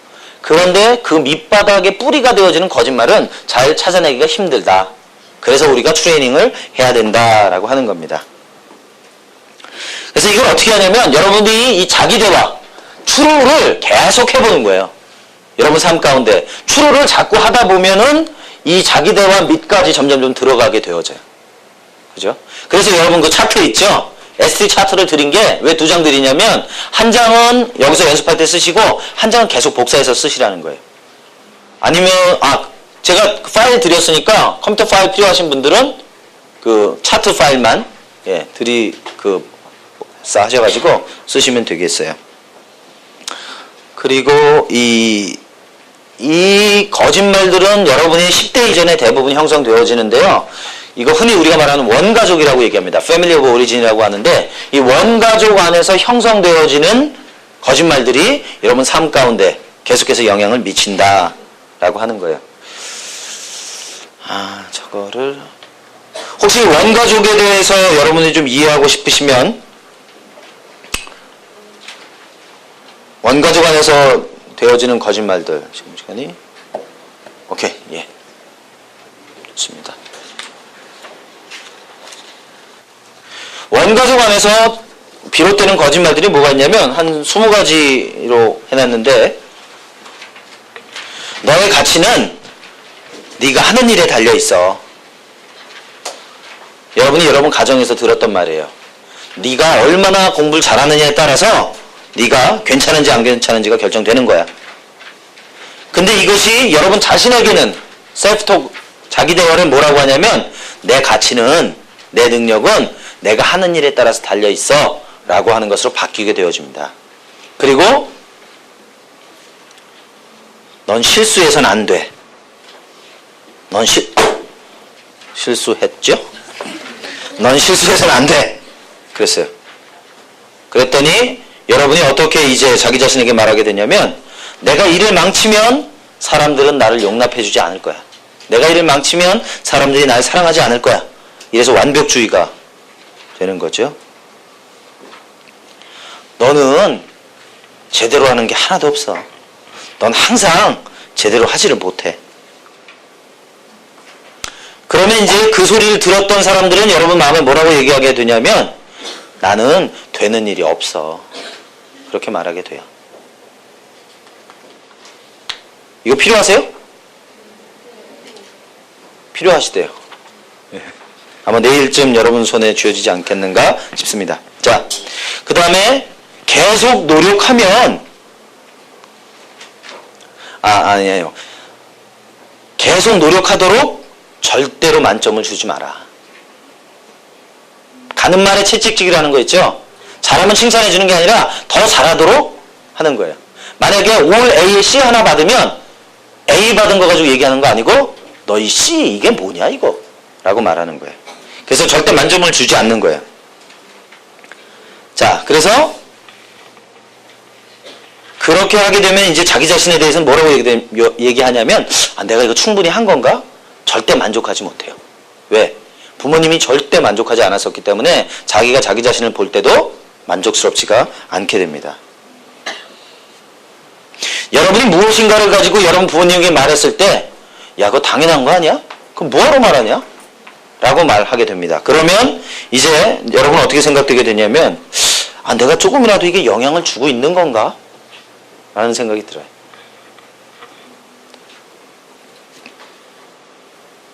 그 다음에 높은 수준의 기대를 가지고 있을 수 있어요. 최고가 못 되면 너는 충분히 노력한 게 아니야. 그럼 어떻게 해요? 나는 더 열심히 노력해야 돼. 왜? 아무리 노력해도 충분하지가 않으니까. 이게 뭐 같은 거냐면 그 경마나 아니면은 경륜은 아니겠다. 그 강아지 달리는 거 하거나 할 때 꼭 트랙을 중심으로 해서 이 토끼들, 쇠로 만든 토끼를 한 1m 앞에다 둬요. 그리고 땅 하면 꼭 1m 앞에서 뛰게 해요. 그러면은 그냥 강아지들이 그 양철로 만든 토끼를 잡으려고 죽기까지 뛰죠. 근데 절대 토끼보다 앞서지 못해요. 언제나 토끼가 먼저 들어가요. 그거하고 똑같은 거예요. 여러분들이 아무리 노력을 해도 언제나 기준이 여러분 앞에 1m 앞에 있어요. 그러니까 해도 만족이 안 되는 거예요. 아, 저거 넘어가면 되는데, 아, 이번에 못 넘어갔네. 또 해보는 거예요? 또 못 넘어가요. 계속 기준은 계속해서 나의 앞에 있다라고 하는 거예요. 왜냐하면 여러분의 부모님이 여러분에게 그런 기대를 가짐으로 만족하지 않았을 때 그럴 수 있습니다.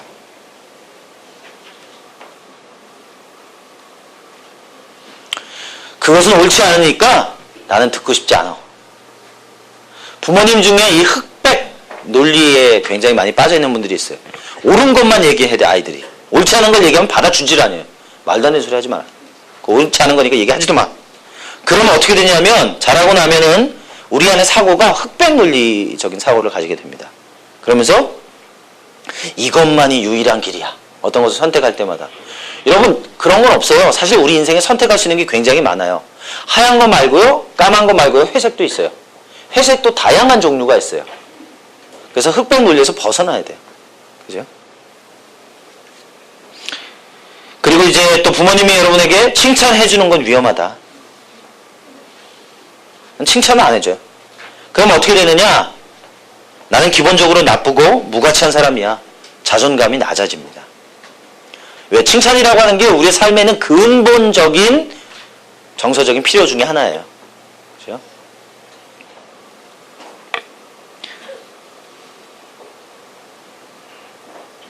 너 때문이야. 너 때문이야. 그죠? 엄마 아빠가 이혼한 거 너 때문이야. 너 태어나고 나서부터 우리 집안이 기울기 시작했어. 그죠? 집안 말아먹은 놈. 그런 얘기. 그죠? 너 때문에 너희 엄마 죽었어. 그죠? 어렸을 때 부모님이 돌아가시게 될 때 많은 아이들이 나 때문에 내 아버지가 내 어머니가 죽었다고 생각해. 그리고 자라나면 어떻게 돼요? 무엇인가 일이 잘못되면 언제나 그건 나 때문인 것 같이 느끼기 시작합니다.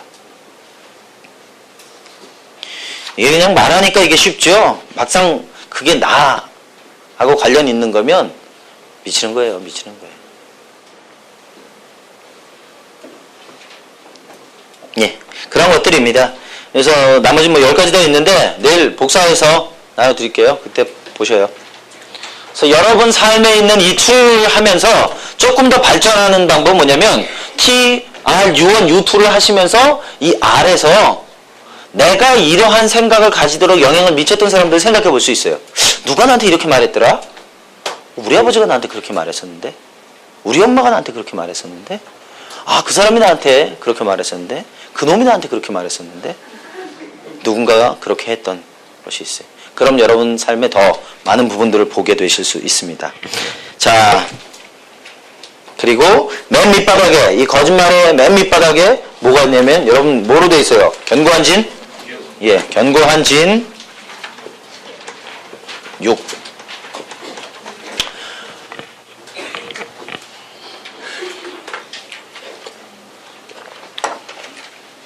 인생의 가장 근본적인 문제는 무엇이냐? 바로 6이라고 하는 겁니다. 6. 누굽니까? 그 기독교 심리학자 로렌스 크랩이라고 하는 사람이 사람의 가장 근본적인 죄가 뭐냐? 라고 하는 질문을 했습니다. 사람의 가장 근본적인 죄는 뭐죠? 3개월 전에 세미나를 들으셨던 분들, 세미나 3개월 전에 안 들으셨군요. 인생의 가장 근본적인 죄는 뭐다? 이러니까 세미나 할만 하다니까요. 들어도 잊어버리니까 좋아요. 자기가 스스로 자기를 보호하는 것. 그게 6의 특징이라고 그랬잖아요. self-sufficiency. 자충성. 내가 스스로 내 자신을 보호하는 것. 내가 스스로 내 자신의 필요를 채우는 것. 사람은 근본적으로 하나님하고 관계를 형성하게 되어져 있고 그분으로부터 공급을 받도록 창조되어졌다. 그렇게 말씀드렸어요. 맞아요? 그러면서 예레미야 2장 13절 말씀드렸는데 그것이 있음도 뭐. 예레미야 2장 13절에 보면 인생에 두 가지 커다란 문제가 나옵니다. 첫 번째 문제, 생수의 근원 대신 하나님을 버린 것. 그죠? 이게 인간의 첫 번째 근본적인 문제예요. 두 번째, 저축치 못할 터진 웅덩이를 판 것. 뭐예요? 생수의 근원 대신 하나님을 버렸더니 목말라요. 그죠? 2% 부족할 때. 목이 마르단 말이에요. 목이 마른 이유는 뭐냐면 하나님하고 관계가 끊어져 버렸기 때문에 목이 마른 거예요. 매일 먹어야 되는데. 그러니까 어떻게 해요? 하나님께 돌아가면 돼요. 오라, 우리가 서로 변론하자. 근데 그렇게 안 했단 말이에요. 목말라. 목말라. 어디 가서 이 물 마시지? 그러더니 엉뚱한 데 가서 땅 파가지고 물을 마시기 시작했어요. 그런데 그 물이 그 웅덩이를 아무리 파도 웅덩이는 터져 있기 때문에 물이 고이지 않는단 말이에요. 그게 우리 인생의 모습이다. 그러면서 제가 얘기한 게 뭐예요? 우리가 잘 아는 아줌마. 사마리아 아줌마. 요한복음 4장. 그죠? 그분이 저축치 못할 터진 웅덩이를 팠던 대표적인 자매란 말이에요. 얼마나 목말랐든지 남편을 6번이나 바꿨어요. 한 번 목말라가지고 남편 딱 첫눈에 반했어요. 저 사람이야. 그래가지고 그냥 만나가지고 결혼했는데 2년 만에 이산이 아닌 게벼. 그래가지고 이혼하고 딴 사람 만났단 말이에요. 6개월, 1년 6개월, 3개월 계속 사람을 바꿔보는데 자기 안에 있는 이 공허감, 이 목마름이 채워지지 않더라라고 하는 거예요. 그죠? 그래서 맨 마지막에 예수님 만났을 때 6번째 남편하고 살고 있었는데 뭐라 그래요? 남편 없는데요? 제가 남편이라면 그날 그 옆을 지나가다가 들었다면 장난이 아니겠죠? 왜 그럴까요? 이 자매는 이미 그 마음 가운데 남편이 없었어요. 정말 같이 살고 있지만 다시 공허해지기 시작했어요. 중독이 그거예요. 아무리 바꿔도 아무리 강도를 세게 해도 공허한 거예요. 그죠? 그게 인생의 문제다라고 하는 거예요. 그게 뭐예요? 바로 육이라고 하는 거예요. 육. 우리 문제는 사단하고의 싸움도 아니고요. 바로 육하고의 싸움. 육. 사단하고 싸울 필요도 없어요. 예수님 다 승리하셨는데 뭐. 우리는 때로는 보면 너무 이 포커스를 사단에게 많이 줘요. 심지어 막 경배하기까지. 능력을 막 최대한 부여해, 사단에게. 그럴 필요 전혀 없어요. 그죠? 성경에 보면 믿음의 주여 온전케 하시는 이인 예수를 바라보자. 그런 말씀은 있어요. 근데 우리와 싸워야 될 사단을 바라보자. 째려봐주자. 이런 건 없단 말이에요. 성경 있는 대로 해야 되잖아요. 그죠? 견고한 진. 고린도서에 보면 견고한 진이라고 말하는데 이 견고한 진이라고 하는 것이 바로 육이라고 하는 걸 말하는 거예요. 육. 근데 놀랍게도 성경에서는 너희 정과 욕심이 십자가에 이미 못 박혔다 그랬어요. 다른 말로 하면 이미 육이요 십자가에 못 박혔어요. 근데 그럼에도 불구하고 왜 우리의 삶에는 갈라디아서 5장 14절에 보니까 육체의 열매를 맺느냐? 그것은 육을 따라 살 때 그렇게 되는 거예요. 이미 죽어버리고 끝났는데 무슨 소리 안 죽었어. 어제도 내가 경험했는데 그러면서 계속 쫓아간단 말이에요. 그러면 열매가 맺혀질 수밖에 없다는 거예요. 거짓말은 진리와 같이 굉장한 파워가 있어요. 사실은. 사기꾼들이 속이려고 들면요. 아무도 못 막아요. 아무도 못 막아요. 거짓말이 우리 안에 딱 들어왔는데 우리가 그것을 진실로 받아들이면 그건 우리한테 진실이 되는 거예요. 그죠? 그럼 열매가 맺히는 거예요. 그래서 바로 이 육. 하나님을 의지하지 않고 살아가게 되어질 때 우리 안에 거짓말이 풍성하고 충만할 수밖에 없게 되는 거죠. 그래서 우리 안에 거짓말들이 제거되어지는 것 중요합니다. 근데 가장 근본적으로 중요한 건 뭐냐면 육을 따라 살지 않는 것이에요. 그리고 예수님이 주신 마음으로 성령을 따라 살게 되어질 때 우리는 성숙하고 성장하는 그리스도인이 되어진다라고 하는 겁니다. 그 육에서 계속해서 여러분 안에 거짓말들을 만들어내게 되어지는 거예요. 그렇죠? 자, 있습니다. 자, 그러면 이제 마태복음 28장에 있는 이야기를 좀 보겠습니다. 자, 마태복음 28장에 보면 어떤 얘기가 나오냐면 부활 사건이 나오죠. 부활 사건이 나오면서 땅이 흔들리고 하얀 옷 입은 천사가 무덤에서 내려오고 무덤에 돌이 굴려져 있었어요. 근데 그것을 지키던 사람들이요, 충격을 받았어요. 얼마나 충격을 받았냐면 마치 죽은 사람들처럼 됐다라고 말하고 있어요.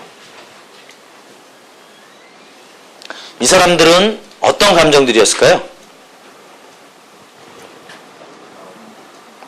어떻게 죽은 사람들 같이 됐어요? 감정이 뭐가 있었겠어요? 굉장히 행복했겠어요? 땅이 흔들리고 돌이 굴러가 있고 흰옷 입은 천사가 내려오고 그걸 보면서 이 사람들은 죽은 사람처럼 됐다 그랬어요? 그러면 죽은 사람처럼 되기 전에 이 사람들은 어떤 감정이 있었겠어요? 두려웠겠죠? 무서웠겠죠? 또 뭐 있었겠어요? 놀랬겠죠? 그래가지고 이 죽은 자처럼 됐다는 게 뭐 모르겠어요. 무서워가지고 죽은 척을 했다는 건지 뭐가 됐든지 간에 그런 감정들 때문에. 그렇다면 이 병정들은 어떤 생각을 하고 있었기 때문에 그러한 행동을 하게 됐을까요? 이 사람들의 사고 체계는 어땠을 것 같아요? 절대로 이런 일은 일어날 수 없어. 그죠? 또요? 사실이 아니다? 사실이 아니라는 생각을 했다면 죽은 사람처럼 됐을까요? 아, 이거 가짜야. 가짜인데 왜 죽은 사람처럼 돼요? 가짜라는 생각이 들었다면 그렇게 안 했겠죠. 그들이 느끼기에는 분명히 이건 진짜야. 그죠? 우리가 예수님을 죽여가지고 어쩌면 정말 하나님이 우리를 죽이려고 하는 건지도 몰라. 그런 여러 가지 생각들을 했을 수 있겠습니다. 그리고 또 생각하기를 로마 군인은 굉장히 프라이드가 강해요. 자존심이 강해요. 그죠? 근데 죽은 사람처럼 딱 됐어요. 무력해져 버렸단 말이에요. 우리보다 누군가 더 힘센 사람이 있구나 라고 하는 걸 생각했을 수도 있겠습니다. 어쨌든 간에 그 사람들이 어떤 생각을 했던지 그 생각으로 인해서 감정이 나왔고 죽은 사람처럼 됐다 라고 하는 것입니다. 자, 거기 운전사 얘기 있어요? 예, 운전사 보면, 이제 이 조심스러운 운전사들은 보면, 건널목 같은 거 지나갈 때, 특별히 그 아파트나 골목길 같은 거 지나갈 때 보면, 이렇게 좌우를 확인하죠. 이제 행동이라고 볼 수 있어요. 그리고 신호등에서는 언제나 이 스탑할 준비가 되어져 있어요. 신호등에서는 언제나 스탑할 준비가 되어져 있다는 의미가 뭐죠? 사람들이 지나갈지도 모르니까, 사고 날지도 모르니까 스탑한다는 거예요. 자, 그러면 이제 이 운전사가 양쪽 길을 확인하고 스탑할 준비를 하고 때로는 또 뉴스를 듣죠. 교통방송을 들어요. 자, 여기에서 이 사람이 교통방송을 듣고 스탑할 준비를 하고 길을 확인하고 하는 이유가 뭐죠? 사고 날지 모르니까. 그게 이제 생각이 되겠죠. 사고 날지 모르니까 어떤 행동을 하게 돼요? 조심스럽게 움직이게 되죠. 그리고 조심스럽게 움직이게 되고 그렇게 하다 보니까 사고가 안 나게 되어지고 그런 겁니다. 이건 재미없네. 자, 아브라함 얘기 하겠습니다. 아브라함을 보시면 아브라함 얘기가 어디 나와요? 창세기 15장. 거기 보면 이제 하나님께서 아브라함을 부르시고 말씀하시기를 네가 민족의 아버지가 되겠다 그런 말씀하셨어요. 여러분 그거 써 있어요? 안 써 있어요? 예.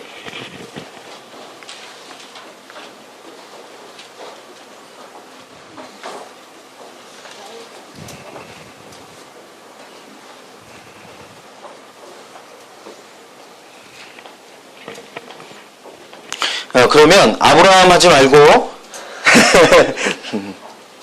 자, 마음 순간적으로 상하신 분들 있죠? 추루 차트 그리세요. 아, 진짜로 그리세요. 자, 제자들 하겠습니다. 마태복음, 여러분 마태복음으로 나와 있어요?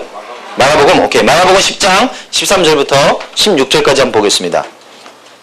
여기서도 이제 두 가지가 나오는데 한 가지는 예수님의 반응이고 또 한 가지는 제자들의 반응이에요. 한번 읽어볼까요? 시작. 자, 보면 T가 뭐예요? 아이들이 예수님께 왔다. 유언은 뭐예요? 제자들 반응. 유언은 뭐예요? 예수님이 안 좋아하시는 거라는 유언. 감정이 뭐예요? 감정. 짜증내죠? 화내죠? 그리고서 어떻게 해요? 행동은 뭐예요? 아이들을 책망하죠. 꾸짖죠. 왜 그랬을까요? 이 사람들이.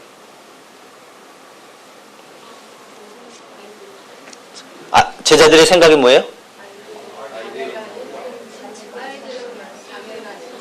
아이들은 방해된다. 또? 아이들 예수님께 나올 자격. 아이들은 예수님께 올 자격이 없다. That's good one. 또?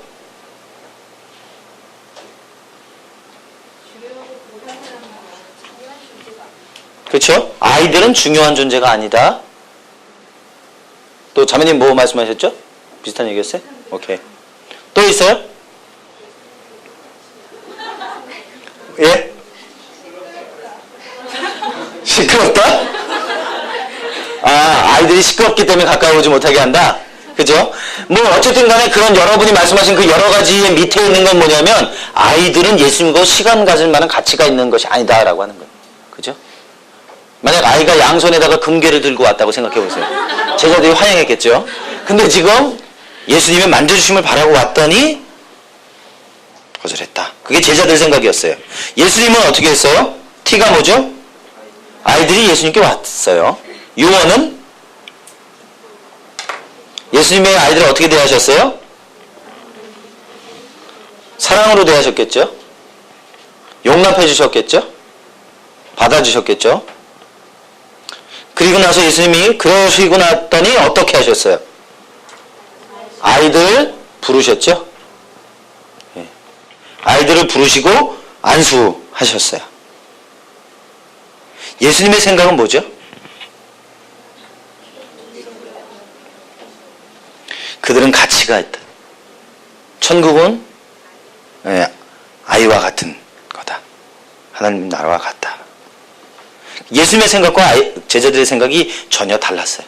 그랬더니 전혀 다른 결과를 가져오게 되어졌다라고 하는 겁니다. 지금까지 우리가 본 것처럼 어떤 일이 생기면 이게 연속작용으로 방아쇠처럼 그렇게 작용을 하게 되어집니다. 그래서 어떤 행동에 대해서 감정을 느끼고 그 감정이 행동을 가져오게 되고 그 행동을 가져오게 된 원인을 보니까 어떠한 생각들이 있더라라고 하는 겁니다. 자, 여기 보시면 이렇게 워크숍이 있죠.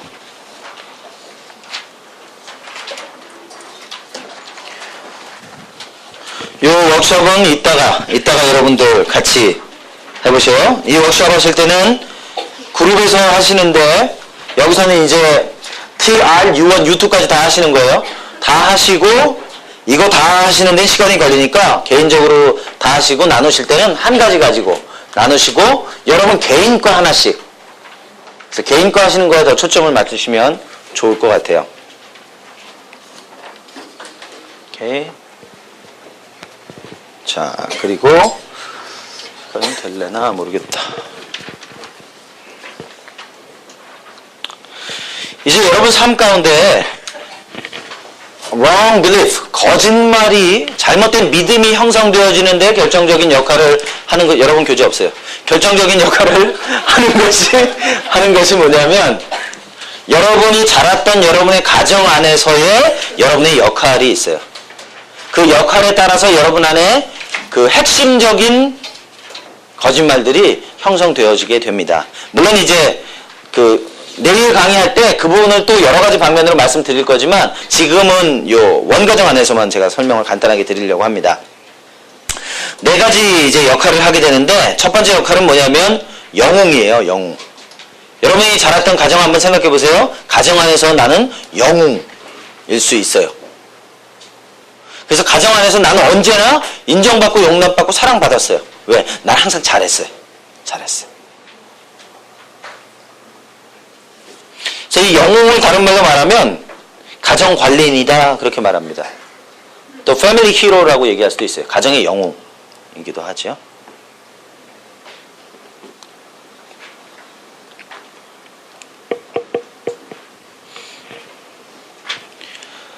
자, 그러다 보니까 이 사람들의 삶은 어떤 형태로 드러나느냐? 대부분의 경우 이제 가정 안에서의 이 영웅으로 자랐던, 영웅이니까 주로 튀는 애들이겠죠? 공부를 잘하든지 뭔가 하여튼 잘하는 아이들이에요. 그렇게 하다 보니까 어떠냐면 대부분 이 완벽주의자들이 되는 경우가 많아요. 그리고 굉장히 과도하게 성공을 추구합니다. 이것도 복사해 드리면 좋겠죠? 예, 열심히 안 쓰셔도 돼요. 바로 나버리네, 그냥. 그건 뭐예요? 자, 그거 가지고 한번 해볼까요? 오케이. 자. T 뭐예요? 안 써도 된다. 아니죠, 쓰고 있었잖아요. 그죠? 필기하고 있었다. 필기하고 있었다. 그런데, 복사해준다 그랬다. 복사해준다 그랬어요? 그랬더니, U1, U2.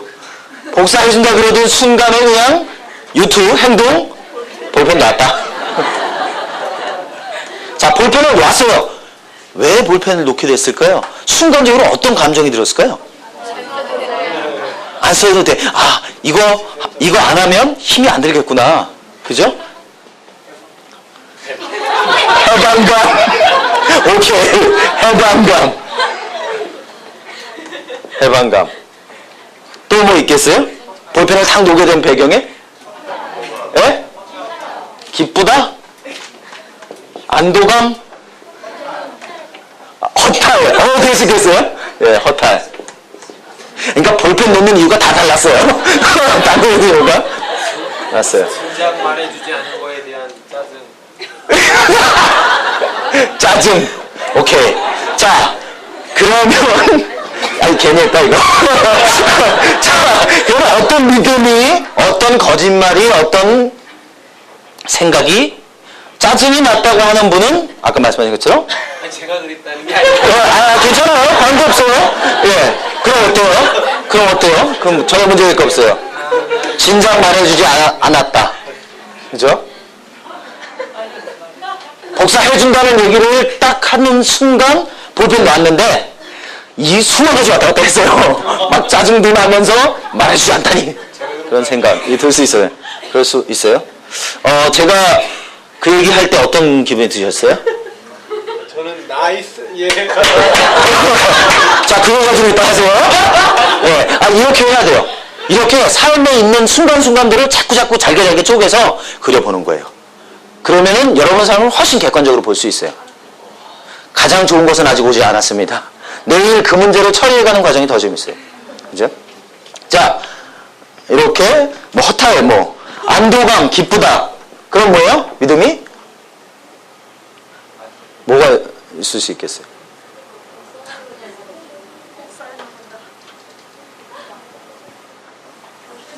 꼭 써야만 한다는 생각을 가지고 있었겠죠. 여기까지 필기하고 있을 때. 근데 안도감이 들었던 이유는 뭐냐면 쓰지 않아도 된다 라는 생각을 갖게 되었죠. 그죠? 뭐 그런저런 그런 걸 수 있겠습니다. 예.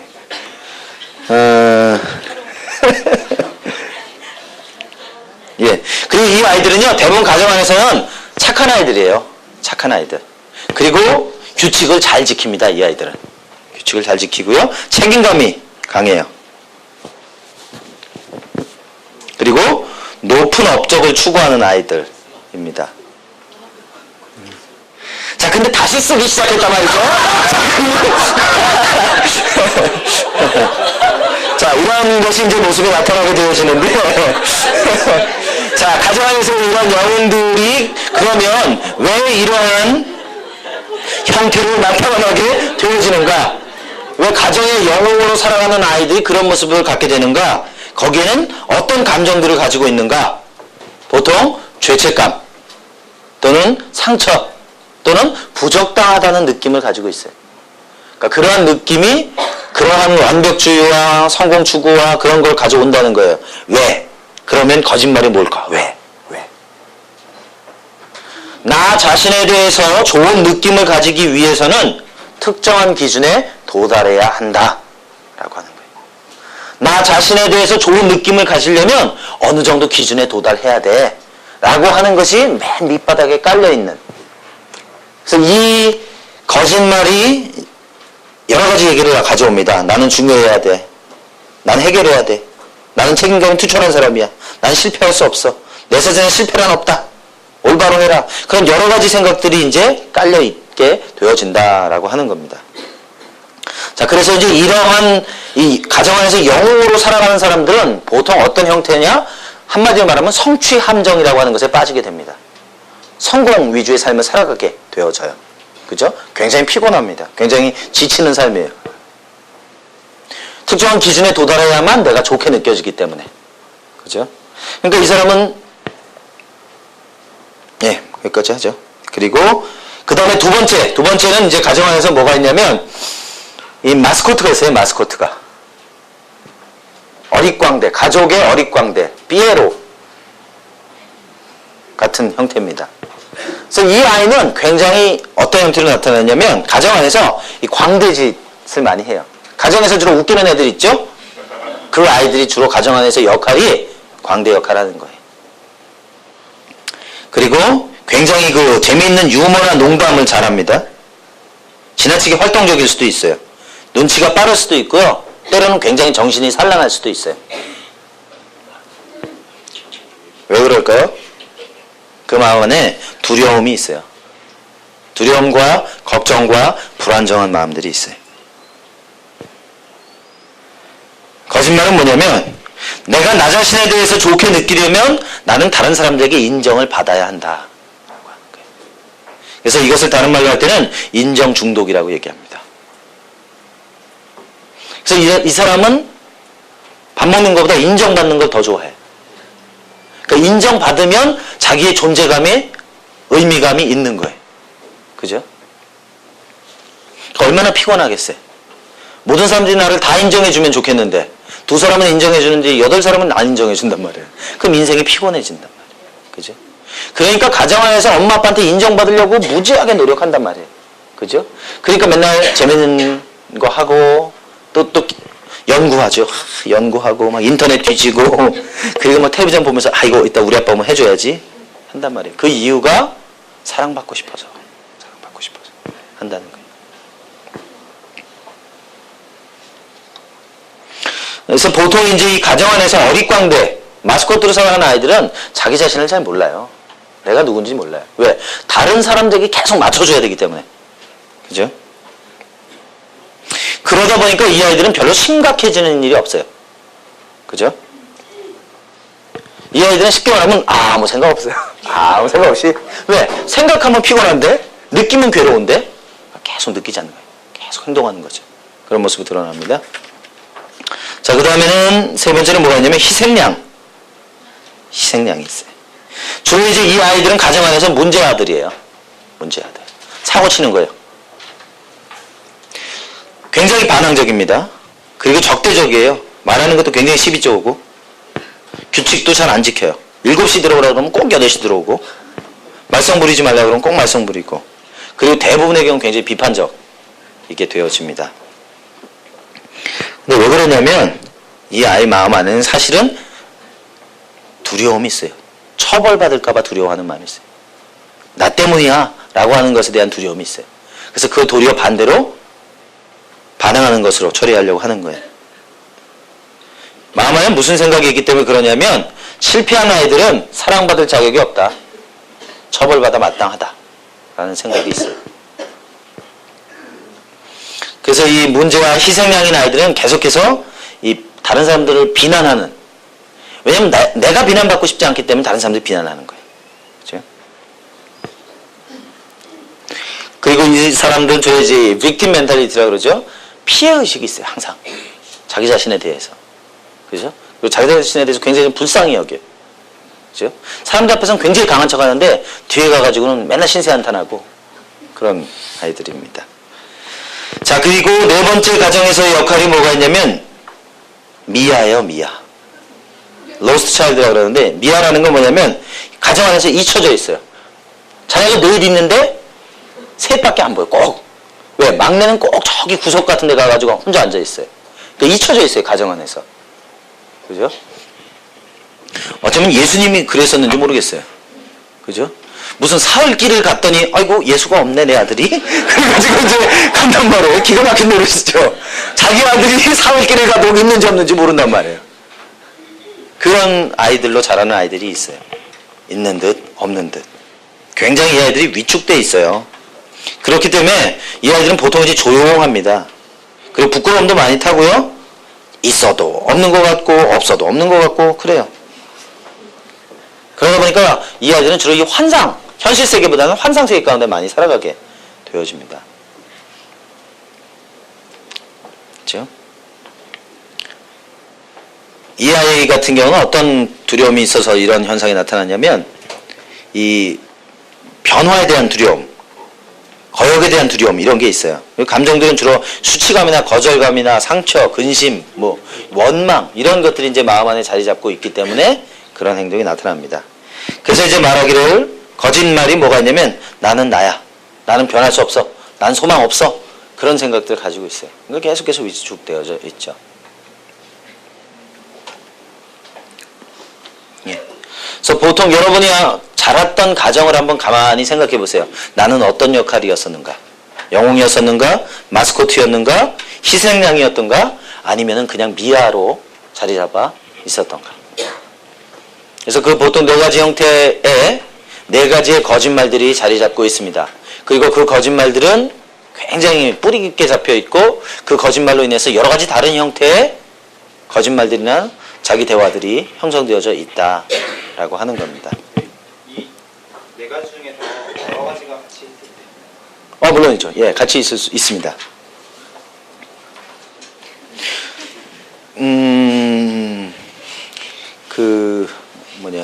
양립할 수 없는 것도 있어요. 그러니까 뭐냐면 마스코트이면서 미아일 수는 없어요. 그죠? 전혀 반대적인 경우 그런 건 가능하지 않습니다. 만약에 이제 마스코트면서 영웅일 수는 있어요. 그죠? 그리고 희생양이면서 미아일 수는 있어요. 근데 만약에 여러분 가운데 전혀 양립할 수 없는 마스코트인데 미아면서 희생양인데 영웅의 모습이 있다. 왜냐하면 실제로 그런 애들이 있거든요. 미국에 보시면은 아이고 이름이 뭐냐 플로렌스 리추어라고 하는 사람이 이 내적 치유 사역을 하시는데 이분은 좀 독특해요. 어떻게 독특하냐면 처음에 사람들의 문제를 진단할 때요 네 가지 기질을 가지고 해요. 네 가지 기질 가지고 하면서 그 기질에 서로 양립할 수 없는 기질들이 있어요. 근데 조사를 해보면 그 기질이 같이 있어요. 그러니까 이런 경우는 이 내적인 분열이 있는 경우예요. 그러니까 분열이라고 해서 정신분열이라는 게 아니라 실제로 굉장히 일관되지 않은 삶을 살아가게 된다는 거예요. 마찬가지로 여기서도 그렇게 볼 수 있겠습니다. 마스코트인데 미아가 되면 사람들이 굉장히 막 기쁨을 주고 즐겁다가 어느 날 없어져가지고 저 한 구석에 있다는 얘기거든요. 그럴 수 없다는 거예요. 그런 형태로 나타나진 않는다는 거예요. 근데 만약에 본인이 그런 형태라고 한다면 내적인 부조화가 있다는 거예요. 결국 내 안에 뭔가 문제를 가지고 있다라고 하는 것으로 볼 수 있는 거예요. 그죠? 그래서 그렇다면 그러나 이제 또 오해하실까봐 말씀드리는데 누구나 조금씩 다 가지고 있어요. 그죠? 그죠? 이거 가지고 오늘 듣고 나서 나는 양립할 수 없는 게 있어. 내 인생은 이제 끝났어. 막 이런 분들은 추를 그리시기 시작하면 돼요. SD 차트를 그리시란 말이에요. 제가 이제 이거를 해보면서 꼭 제가 1년, 2년 지나고 나서 그분들을 다시 만나서 질문합니다. 해보셨어요?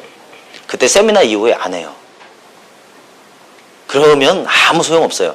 여러분도 이거 돈 내고 들으시는 거 아니에요? 그죠? 근데 그냥 이번 세미나 듣고 딱 말아버리면 어떤 사람들은 한 주간의 강의를 통해서 자기 삶의 전부를 바꾸는 사람도 있어요. 그리고 평생을 이만큼씩 그려내는 사람도 있어요. 그죠? 그러면 그게 자기 삶에 적용이 되는 거예요. 그러면 내년부터는 그분이 여기 나와서 그 강의 하면 돼요. 자기 삶을 다뤘잖아요. 그죠? 그래서 우리가 사람들에게 무엇인가를 이야기할 게 있다는 얘기는 정보를 전해준다는 얘기가 아니고 내가 하나님 앞에 다뤄진 것을 생명을 흘려보낸다는 얘기가 되는 거예요. 그죠? 여러분 그런 분들 되려고 이 학교 하시는 거잖아요. 그죠? 정보가 필요하시면 인터넷을 뒤지세요. 정보의 바다. 그잖아요. 근데 그게 사람을 안 바꾼단 말이에요. 그죠? 예. 그래서 여러분의 그 가정의 역할을 한번 찾아보시고, 요거랑 그 원가정에서 거짓말은 내일 아마 복사해서 드릴 수 있을 겁니다. 그러면 아마 더 구체적인 이해함이 될 수 있지 않겠는가 그렇게 생각합니다. 자, 됐고요. 오늘도 워크숍 하실 수 있나요? 어떻게 집사님하고 잘 네, 알겠습니다. 자, 소그룹을 할 겁니다. 소그룹 하시면서 오늘 하셨던 이 truth, 그래서 TRE, TH까지 아까 말씀드렸던 그 부분 하시고요.